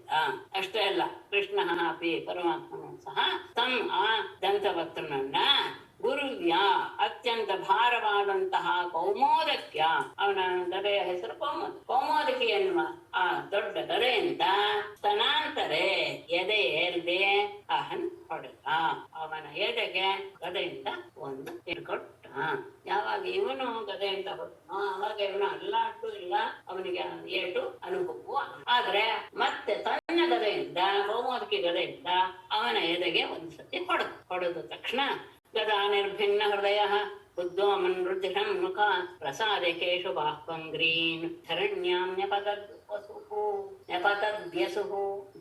ಗದಾ ನಿರ್ಭಿನ್ನ ಹೃದಯ ಮುಖಾತ್ ರುಧಿರಂ ಉದ್ವಮನ್ ಕೇಶ ಬಾಹ್ವಂಗ್ರೀನ್ ಪ್ರಸಾರ್ಯ ವ್ಯಸುಃ ಧರಣ್ಯಾ ನ್ಯಪತತ್. ಗದಾ ನಿರ್ಭಿನ್ನ ಹೃದಯ, ಆ ಗದೆಯ ಆಘಾತದಿಂದ ಸೀಳಲ್ಪಟ್ಟ ಎದೆಯುಳ್ಳವನಾಗಿ ಮುಖಾತ್ ಬಾಯಿಯಿಂದ ರುಧಿರಂ ಉದ್ವಮನ್ ರಕ್ತವನ್ನ ಕಾರ್ತಾ ಕೇಶ ಬಾಹು ಅಂಗ್ರೇನ್ ಕೂದಲು ಕೈ ಕಾಲುಗಳೆಲ್ಲವನ್ನು ಸಹ ಪ್ರಸಾರ್ಯ ಹಚ್ಚಿ ಕೂದಲು ಹರಡಿ ಹೋಗಿದೆ, ತೋಳುವುದು ಕಾಲುಗಳೆಲ್ಲೂ ಸಹ ನೀಳವಾಗಿ ಮಾಡಿ ಚಾಚಿ ಧರಣ್ಯ ಭೂಮಿಯಲ್ಲಿ ವ್ಯಸುಹು ಪ್ರಾಣ ಹೋಗಿ ನೆಪತದ್ದು ಬಿದ್ದ.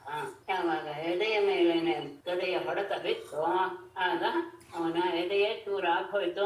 ವಾಂತಿ ಮಾಡ್ತಾ ಅವನ ಪ್ರಾಣ ಹೋಗಿ ಕೆಳಗೆ ಬಿದ್ದ. ಬೀಳುವಾಗ ಅವನ ಕೇಶ ಕೈ ಕಾಲುಗಳೆಲ್ಲೂ ಸಹ ಭೂಮಿ ಚಾಚಿ ಹೋಯ್ತು.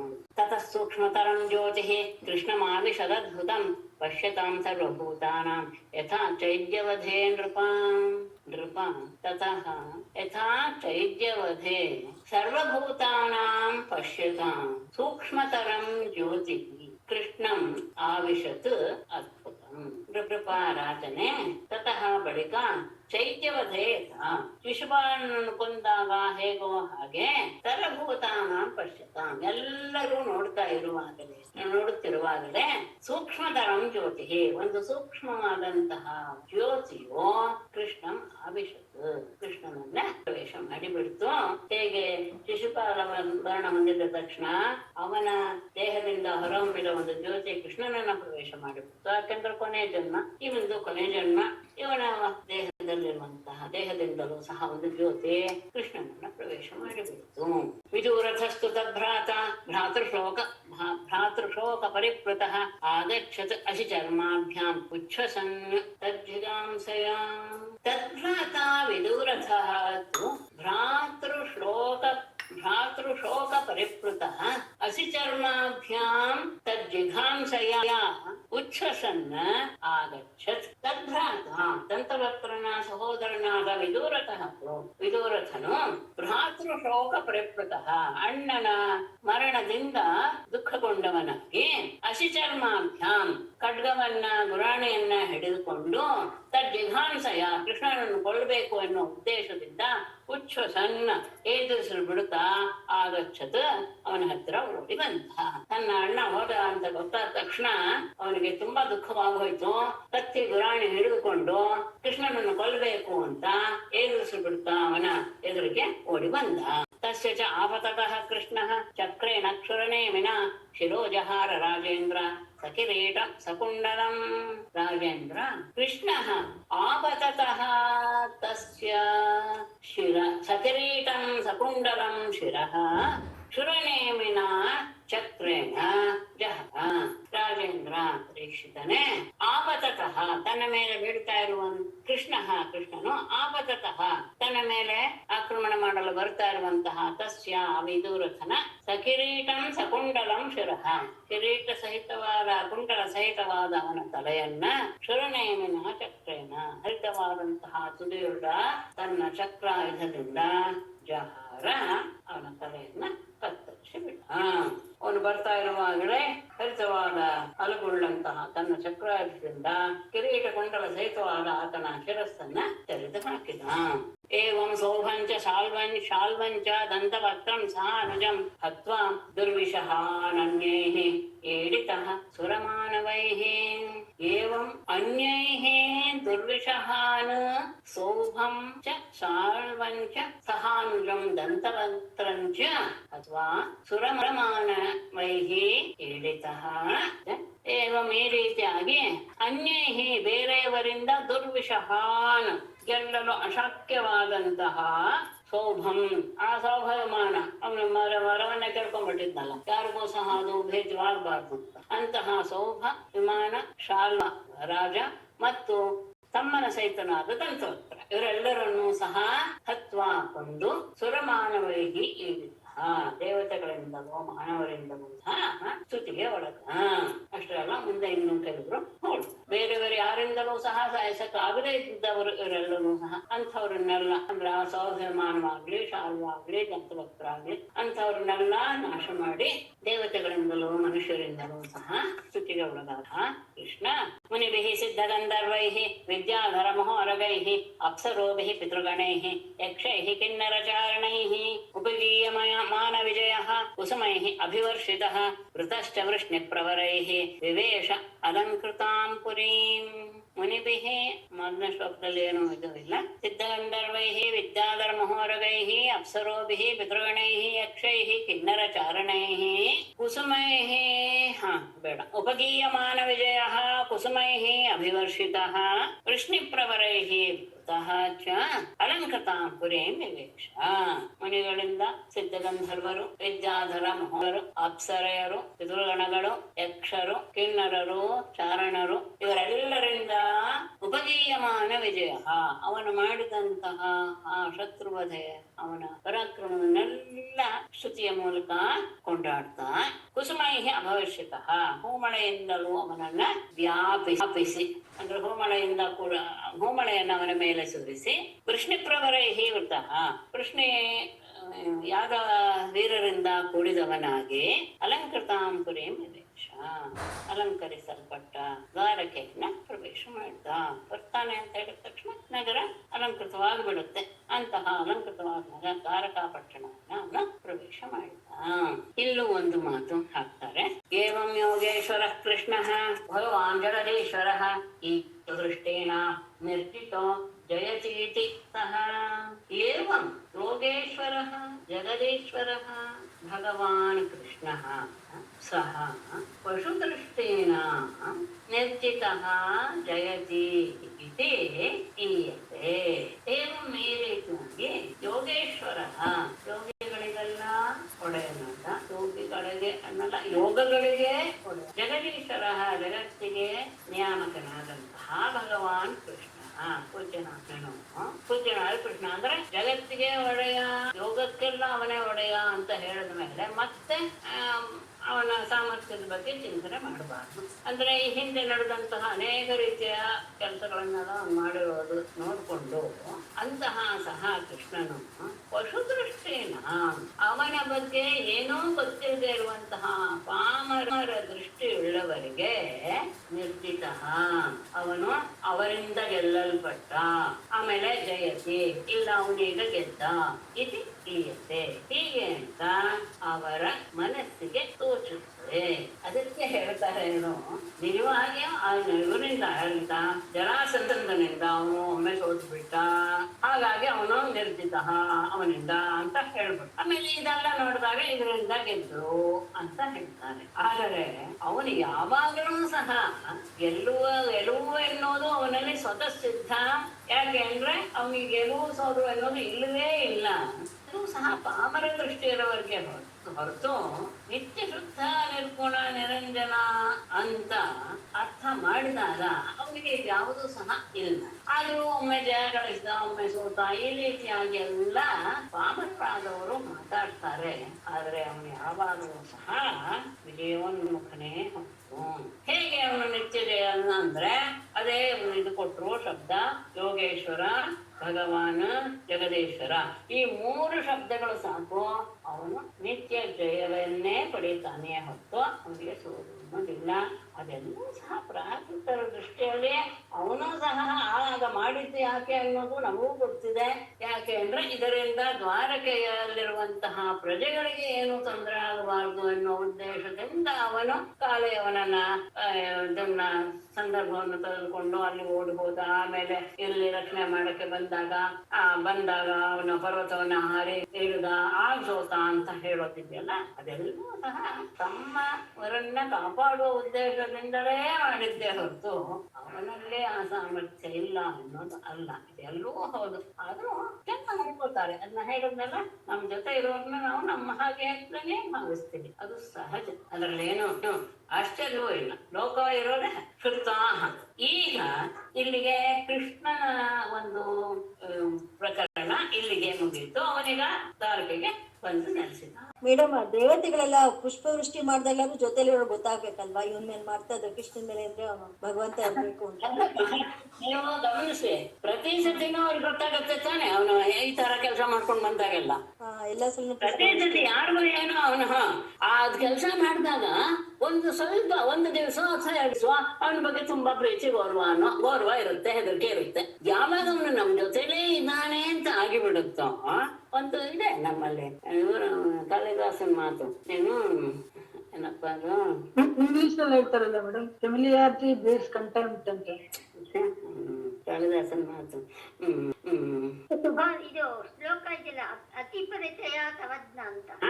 ಅತಿ ಪರಿಚಯ ತವಜ್ಞ ಕಾಳಿದಾಸನ ಮಾತು ಇದು. ನಿಜ, ಅತ್ಯಂತ ಪರಿಚಯದವರ ಆದರ ಬಗ್ಗೆ ನಾವು ಅದೇನಂತ ಅವ್ರ ಬಗ್ಗೆ ಏನಿದೆ ಅದನ್ನ ನಾವು ತಿಳ್ಕೊಳಕ್ ಹೋಗೋದೇ ಇಲ್ಲ. ಅವಜ್ಞ ಅಂದ್ರೆ ಅದರ ಬಗ್ಗೆ ನಮಗೆ ಅಜ್ಞಾನವೇ ಇರುತ್ತೆ.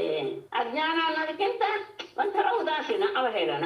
ಪಕ್ಕದಲ್ಲೇ ಇರುವಂತಹ ಸಾಮಾನ್ಯವಾಗಿ ಗಮನಿಸಿ, ವಿದ್ವಾಂಸರು ಮನೆಯಲ್ಲಿರುವವರಿಗೆ, ವಿದ್ವಾಂಸರು ಇರುವಂತಹ ಅವರ ಮನೆಯವರಿಗೆ ವಿದ್ವಾಂಸರು ಅಂತ ಅನ್ನಿಸ್ಕೊಳ್ಳೋದಿಲ್ಲ. ಇದು ಸಹಜವಾದಂತಹದ್ದು. ಯಾಕೆ ಅವರು ನಮ್ಮ ಹಾಗೆ ಒಬ್ರು, ನಮ್ಮ ತಂದೆನೋ ನಮ್ಮ ತಾಯಿನೋ ಅಥವಾ ನಮ್ಮ ಅಣ್ಣನೋ ತಮ್ಮನೋ ಹೀಗೆ ಯೋಚನೆ ಮಾಡ್ತಾರೆ ಹೊರತು ಅವರಲ್ಲಿರುವಂತಹ ವೈದುಷ್ಯದ ಅರಿವು ಮನೆಯವರಿಗೆ ಆಗೋದಿಲ್ಲ. ಅದು ಅವರೆಲ್ಲ ಒಂದೊಂದ್ಸತಿ ಸನ್ಮಾನಮೆಲ್ಲ ಮಾಡ್ಕೊಂಡು ಬಂದಾಗ ಒಂದೊಂದ್ ದಿವಸ ಅನ್ಸುತ್ತೆ, ಇಲ್ಲ ಅಂತಲ್ಲ. ಆದರೆ ಎರಡನೇ ದಿವಸ ಮತ್ತೆ ಯಥಾ ಪ್ರಕಾರ ಸ್ಥಿತಿಗೆ ಇಳಿದು ಬಿಟ್ಟು ಅವ್ರು ಹಾಗೆ ವ್ಯವಹಾರ ಮಾಡ್ತಾರೆ. ಇದು ಲೋಕದ ರೂಢಿ.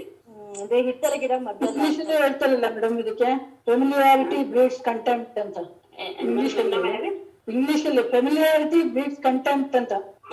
ಅತಿಸಲಿಗೆ ಈ ತರ ಅವಜ್ಞೆ ತರ ಅನಾದರಕ್ಕೆ ಕಾರಣ ಅಂತ. ಅದೇ ಅದನ್ನ ನಮ್ಮ ಕಾಳಿದಾಸ ಅದೇ ಅವರು ಜ್ಞಾಪಿಸಿದ್ರಲ್ಲ, ಅತಿ ಪರಿಚಯಾದ ಅವಜ್ಞೆ. ಇದಂತ ನಿಜ ಅಲ್ಲ. ಇದು ಎಲ್ಲ ನೋಡಿ, ಯಾರ ಮನೆಯಲ್ಲೇ ನೋಡಿ, ಎಂತಹ ಸಂದರ್ಭದಲ್ಲೇ ನೋಡಿ, ಗುರುಗಳಿಂದ ಹಿಡಿದು ಜಗದ್ಗುರುಗಳ ಹತ್ರ ಇರುವವರಿಗೆ ಹೇಗಿರುತ್ತೆ ಜಗದ್ಗುರುಗಳ ಬಗ್ಗೆ ಯೋಚನೆ ಮಾಡಿ. ನಾವು ಎಷ್ಟು ಜಗದ್ಗುರುಗಳ ಬಗ್ಗೆ ನಾವು ಎಷ್ಟು ಇದಾಗಿರ್ತೀವೋ ಅಷ್ಟು ಅವ್ರು ಇರೋಲ್ಲ. ಯಾಕೆ? ಯಾವಾಗಲೂ ತಮ್ಮ ಜೊತೆ ಇರ್ತಾರೆ. ಇದು ಸಹಜವಾದಂತಹ ಪ್ರಕ್ರಿಯೆ, ಅದು ದೋಷ ಅಂತ ನಾನು ಹೇಳೋಲ್ಲ. ಲೋಕದ ಇದೇ ದೃಷ್ಟಿನೇ ಹಾಗೆ. ಅಂದ್ರೆ ಹಿತ್ತಲ ಗಿಡ ಮದ್ದಲ್ಲ ಅಂತ ಹೇಳ್ತಾರಲ್ಲ ಮೇಡಮ್, ತಮ್ಮ ಹೇಳ್ತಾರಲ್ಲ ಹಾಗೇನೆ. ಹೌದು. ಸಂತತ ಗಮನಂ ಅನಾದರಃ ಅದಂತೂ ತುಂಬಾ ಹೇಳಿದ್ದಾರೆ. ಸಂತತ ಗಮನ ಅನಾದರ. ಹೌದು, ನಿಜ. ಲೋಕ ಇರೋದೇ ಹಾಗೆ. ಇನ್ನೊಬ್ಬರ ಮನೆಗೆ ಯಾವತ್ತೂ ಹೋಗ್ಲೇಬಾರ್ದು, ಅಂದ್ರೆ ನಿರಂತರವಾಗಿ ಇನ್ನೊಬ್ಬರ ಮನೆಗೆ ಹೋಗಬಾರ್ದು. ಅದು ಅನಾದರಕ್ಕೆ ಕಾರಣವಾಗುತ್ತೆ. ಅದು ಅವ್ರ ತಪ್ಪು ಅಲ್ಲ, ಅದು ಲೋಕ ಇರೋದೇ ಹಾಗೆ. ಅವ್ರು ನಮ್ಮನ್ನ ಅವಮಾನ ಮಾಡ್ಬಿಟ್ರು ಅಲ್ಲ, ನಾವು ನಿಜ ದಿನ ಹೋಗಿ ಅಲ್ಲಿ ಕೂತ್ಕೊಳ್ಳೋದಿದೆಯಲ್ಲ, ಅದು ನಮ್ಮ ತಪ್ಪೇ ಹೊರತು ಅವ್ರ ತಪ್ಪಾಗಿರೋದು. ಹಾಗಾಗಿ ಇದೆಲ್ಲ ಲೋಕ ರೂಢಿ. ಅದನ್ನ ನೀವು ಎಲ್ಲೇ ಗಮನಿಸಿ. ಅವ್ನು ಯಾವಾಗ್ಲೂ ಅವನು ಹೇಳ್ತಾನಲ್ಲ, ಅರ್ಜುನ ವಿಶ್ವರೂಪ ನೋಡಿದ ತಕ್ಷಣ ಏನ್ ಹೇಳ್ತಾನೆ? ಅಯ್ಯೋ, ನಾನು ಹೇಗೆಲ್ಲ ಗದರ್ಸ್ಬಿಟ್ಟಿದ್ನಲ್ಲಪ್ಪ, ನಿನ್ನ ಹತ್ರ ಪಕ್ಕದಲ್ಲಿ ಕುತ್ಕೊಂಡು ಏನೇನೋ ಹಾಸ್ಯ ಎಲ್ಲ ಮಾಡ್ಬಿಟ್ಟಿದ್ನಲ್ಲಪ್ಪ ಅಂತ ಆವಾಗ ಅನ್ಸತಿ ಅನ್ಸ್ಕೊಳ್ತಾನೆ. ಆಮೇಲೆ ಮತ್ತೇನೋ ಅದೇ ಸ್ವಲ್ಪ ಹೊತ್ತು ಮಾತ್ರ ಇರುತ್ತ ಭಾವನೆ, ಆಮೇಲೆ ಹೌದೌದು ಇರುತ್ತೆ, ಇರೋದಿಲ್ಲ ಅಂತಲ್ಲ. ಅದು ಸ್ವಲ್ಪ ಕ್ಷಣಿಕ ಅಷ್ಟೇ. ಯಾಕೆ ಅಂದ್ರೆ ಅವ್ರು ಯಾವಾಗ್ಲೂ ನಮ್ ಜೊತೆ ಒಡನಾಡ್ತಾ ಇರೋದ್ರಿಂದ ಅವ್ರು ನಿಮ್ಗೆ ಆವಾಗ ಸಿಗ್ತಾರೆ ಅಂತ ಆದಾಗ ಗಮನಿಸಿ, ಅವ್ರ ಬಗ್ಗೆ ಅದೇ ಗೌರವನೇ ಇರುತ್ತೆ. ಒಬ್ಬ ವ್ಯಕ್ತಿ ಅವ್ರು ಯಾವಾಗ್ಲೂ ನಮ್ ಜೊತೆನೆ ಒಡನಾಡ್ತಾ ಇದ್ದಾರೆ ಅಂದಾಗ ಅದು ಆ ರೀತಿಯಾದಂತಹ ಭಾವನೆಗೆ ಕಾರಣವಾಗುತ್ತೆ. ಅದೇನು ಮಾಡಕ್ಕಾಗಲ್ಲ, ಅದು ಇರೋದೇ, ಲೋಕ ಇರೋದು ಹಾಗೆ. ಅದಕ್ಕೆ ನಾವು ಇದನ್ನ ಬೇರೆ ಯಾವ ರೀತಿಯ ಇದನ್ನ ಅಭಿಪ್ರಾಯವನ್ನು ವ್ಯಕ್ತಪಡಿಸಕ್ಕಾಗಲ್ಲ. ಈಗ ವಿದುರಥನ ಮರಣವಾಯ್ತು. ಅದಾದ ಮೇಲೆ ಈ ಕಡೆ ಬಲರಾಮನ ವಿಷಯಕ್ಕೆ ಬರ್ತಾರೆ. ಬಲರಾಮ ಈಗ ಒಬ್ಬ ರಾಕ್ಷಸನ್ನು ಕೊಲ್ಲಬೇಕಾಗಿದೆ. ಆದ್ರೆ ಅದಕ್ಕೆ ಮೊದಲು ಒಂದು ದೊಡ್ಡ ಎಡವಟ್ಟನ್ನ ಮಾಡಿಬಿಡ್ತಾರೆ ಮಹಾಪುರುಷ. ಶ್ರುತ್ವಾ ಯುದ್ಧೋದ್ಯಮಂ ರಾಮಃ ಕುರುಣಾಂ ಸಹ ಪಾಂಡವೈಃ ತೀರ್ಥಾಭಿಷೇಕ ವ್ಯಾಜೇನ ಮಧ್ಯಸ್ಥಃ ಪ್ರಯಯೋ ಕಿಲ.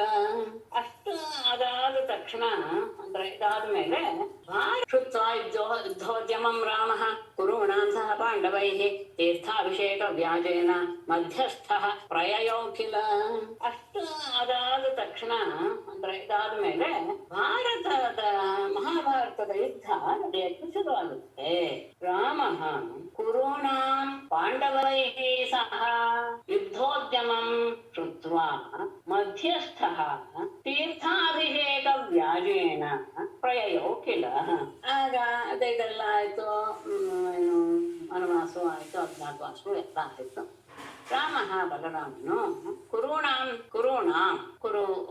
ಕೌರವರಿಗೆ ಪಾಂಡವೈಃ ಸಹ ಪಾಂಡವರೊಡನೆ ಯುದ್ಧೋದ್ಯಮಂ ಶ್ರುತ್ವ ಯುದ್ಧಕ್ಕೆ ಸಿದ್ಧತೆ ನಡೀತಾ ಇದೆ ಎನ್ನುವಂತಹ ವಿಷಯವನ್ನ ಕೇಳಿದಾಗ ಈತ ಯಾರೊಬ್ಬ ಒಂದು ಪಕ್ಷ ವಹಿಸ್ಬೇಕು, ಕೌರವರು ವಹಿಸ್ಬೇಕು ಅಥವಾ ಪಾಂಡವರು ಒಂದು ಪಕ್ಷ ವಹಿಸ್ಬೇಕು. ಅದೆರಡೂ ಸಹ ಅವನಿಗೆ ಇಷ್ಟ ಇಲ್ಲ. ಮಧ್ಯಸ್ಥ ತಟಸ್ಥನಾಗಿರುವಂತಹದ್ದು, ಅಂದ್ರೆ ನನಗೆ ಆ ಪಕ್ಷವೂ ಇಲ್ಲ ಈ ಪಕ್ಷವೂ ಇಲ್ಲ, ನನಗೆ ಅವ್ರ ಮೇಲೂ ಕೋಪ ಇಲ್ಲ ಇವ್ರ ಮೇಲೂ ಕೋಪ ಇಲ್ಲ, ಯಾರ ಮೇಲಾದ್ರೂ ಪಕ್ಷ ಸೇರಿದ ತಕ್ಷಣ ಇನ್ನೊಬ್ಬರನ್ನ ಹೊಡೆಯುವಂತ ಪರಿಸ್ಥಿತಿ ಬರುತ್ತೆ. ಹಾಗಾಗಿ ತಟಸ್ಥನಾಗಿ ತೀರ್ಥಾಭಿಷೇಕ ವ್ಯಾಜೇನ ತೀರ್ಥ ಸ್ನಾನ ಮಾಡಬೇಕು ಎನ್ನುವಂತ ನೆಪ ಮಾಡಿಕೊಂಡು ಪ್ರಯೋಗಿಕ ದ್ವಾರಕ್ಕೆ ಅಂತ ಹೊರಟು ಬಿಟ್ಟು ಯುದ್ಧ ಸನ್ನಾಹ ನಡೀತಿದೆ ಅವರಿಬ್ಬರಿಗೂ ಅಂತ ಗೊತ್ತಾದ ತಕ್ಷಣ ಅವನು ಆ ದ್ವಾರಕೆಯಲ್ಲಿ ಇರಲೇ ಇಲ್ಲ. ನಾನು ತೀರ್ಥ ಸ್ನಾನ ಮಾಡ್ಕೊಂಡು ಬರ್ತೇನೆ, ಪುಣ್ಯ ಸಂಪಾದಿಸ್ಕೊಂಡ್ ಬರ್ತೇನೆ ಅಂತ ಆ ನೆಪದಿಂದ ದ್ವಾರಕೆಯನ್ನು ಬಿಟ್ಟು ಹೊರಟು ಸ್ನಾತ್ವಾ ಪ್ರಭಾಸೆ ಸಂತರ್ಪ್ಯ ದೇವರ್ಷಿ ವಿದ್ರಮಾನವಾನ್ ಸರಸ್ವತೀಂ ಪ್ರತಿಸ್ರೋತಂ ಯಯೌ ಬ್ರಾಹ್ಮಣ ಸಂವೃತಃ ಪ್ರಭಾಸೆ ಸ್ನಾತ್ವಾ ದೇವರ್ಷಿ ಪಿತೃಮಾನವಾನ್ ಸಂತರ್ಪ್ಯ ಬ್ರಾಹ್ಮಣ ಸಂವೃತಃ ಪ್ರತಿಸ್ರೋತಂ ಸರಸ್ವತೀಂ ಯಯೌ.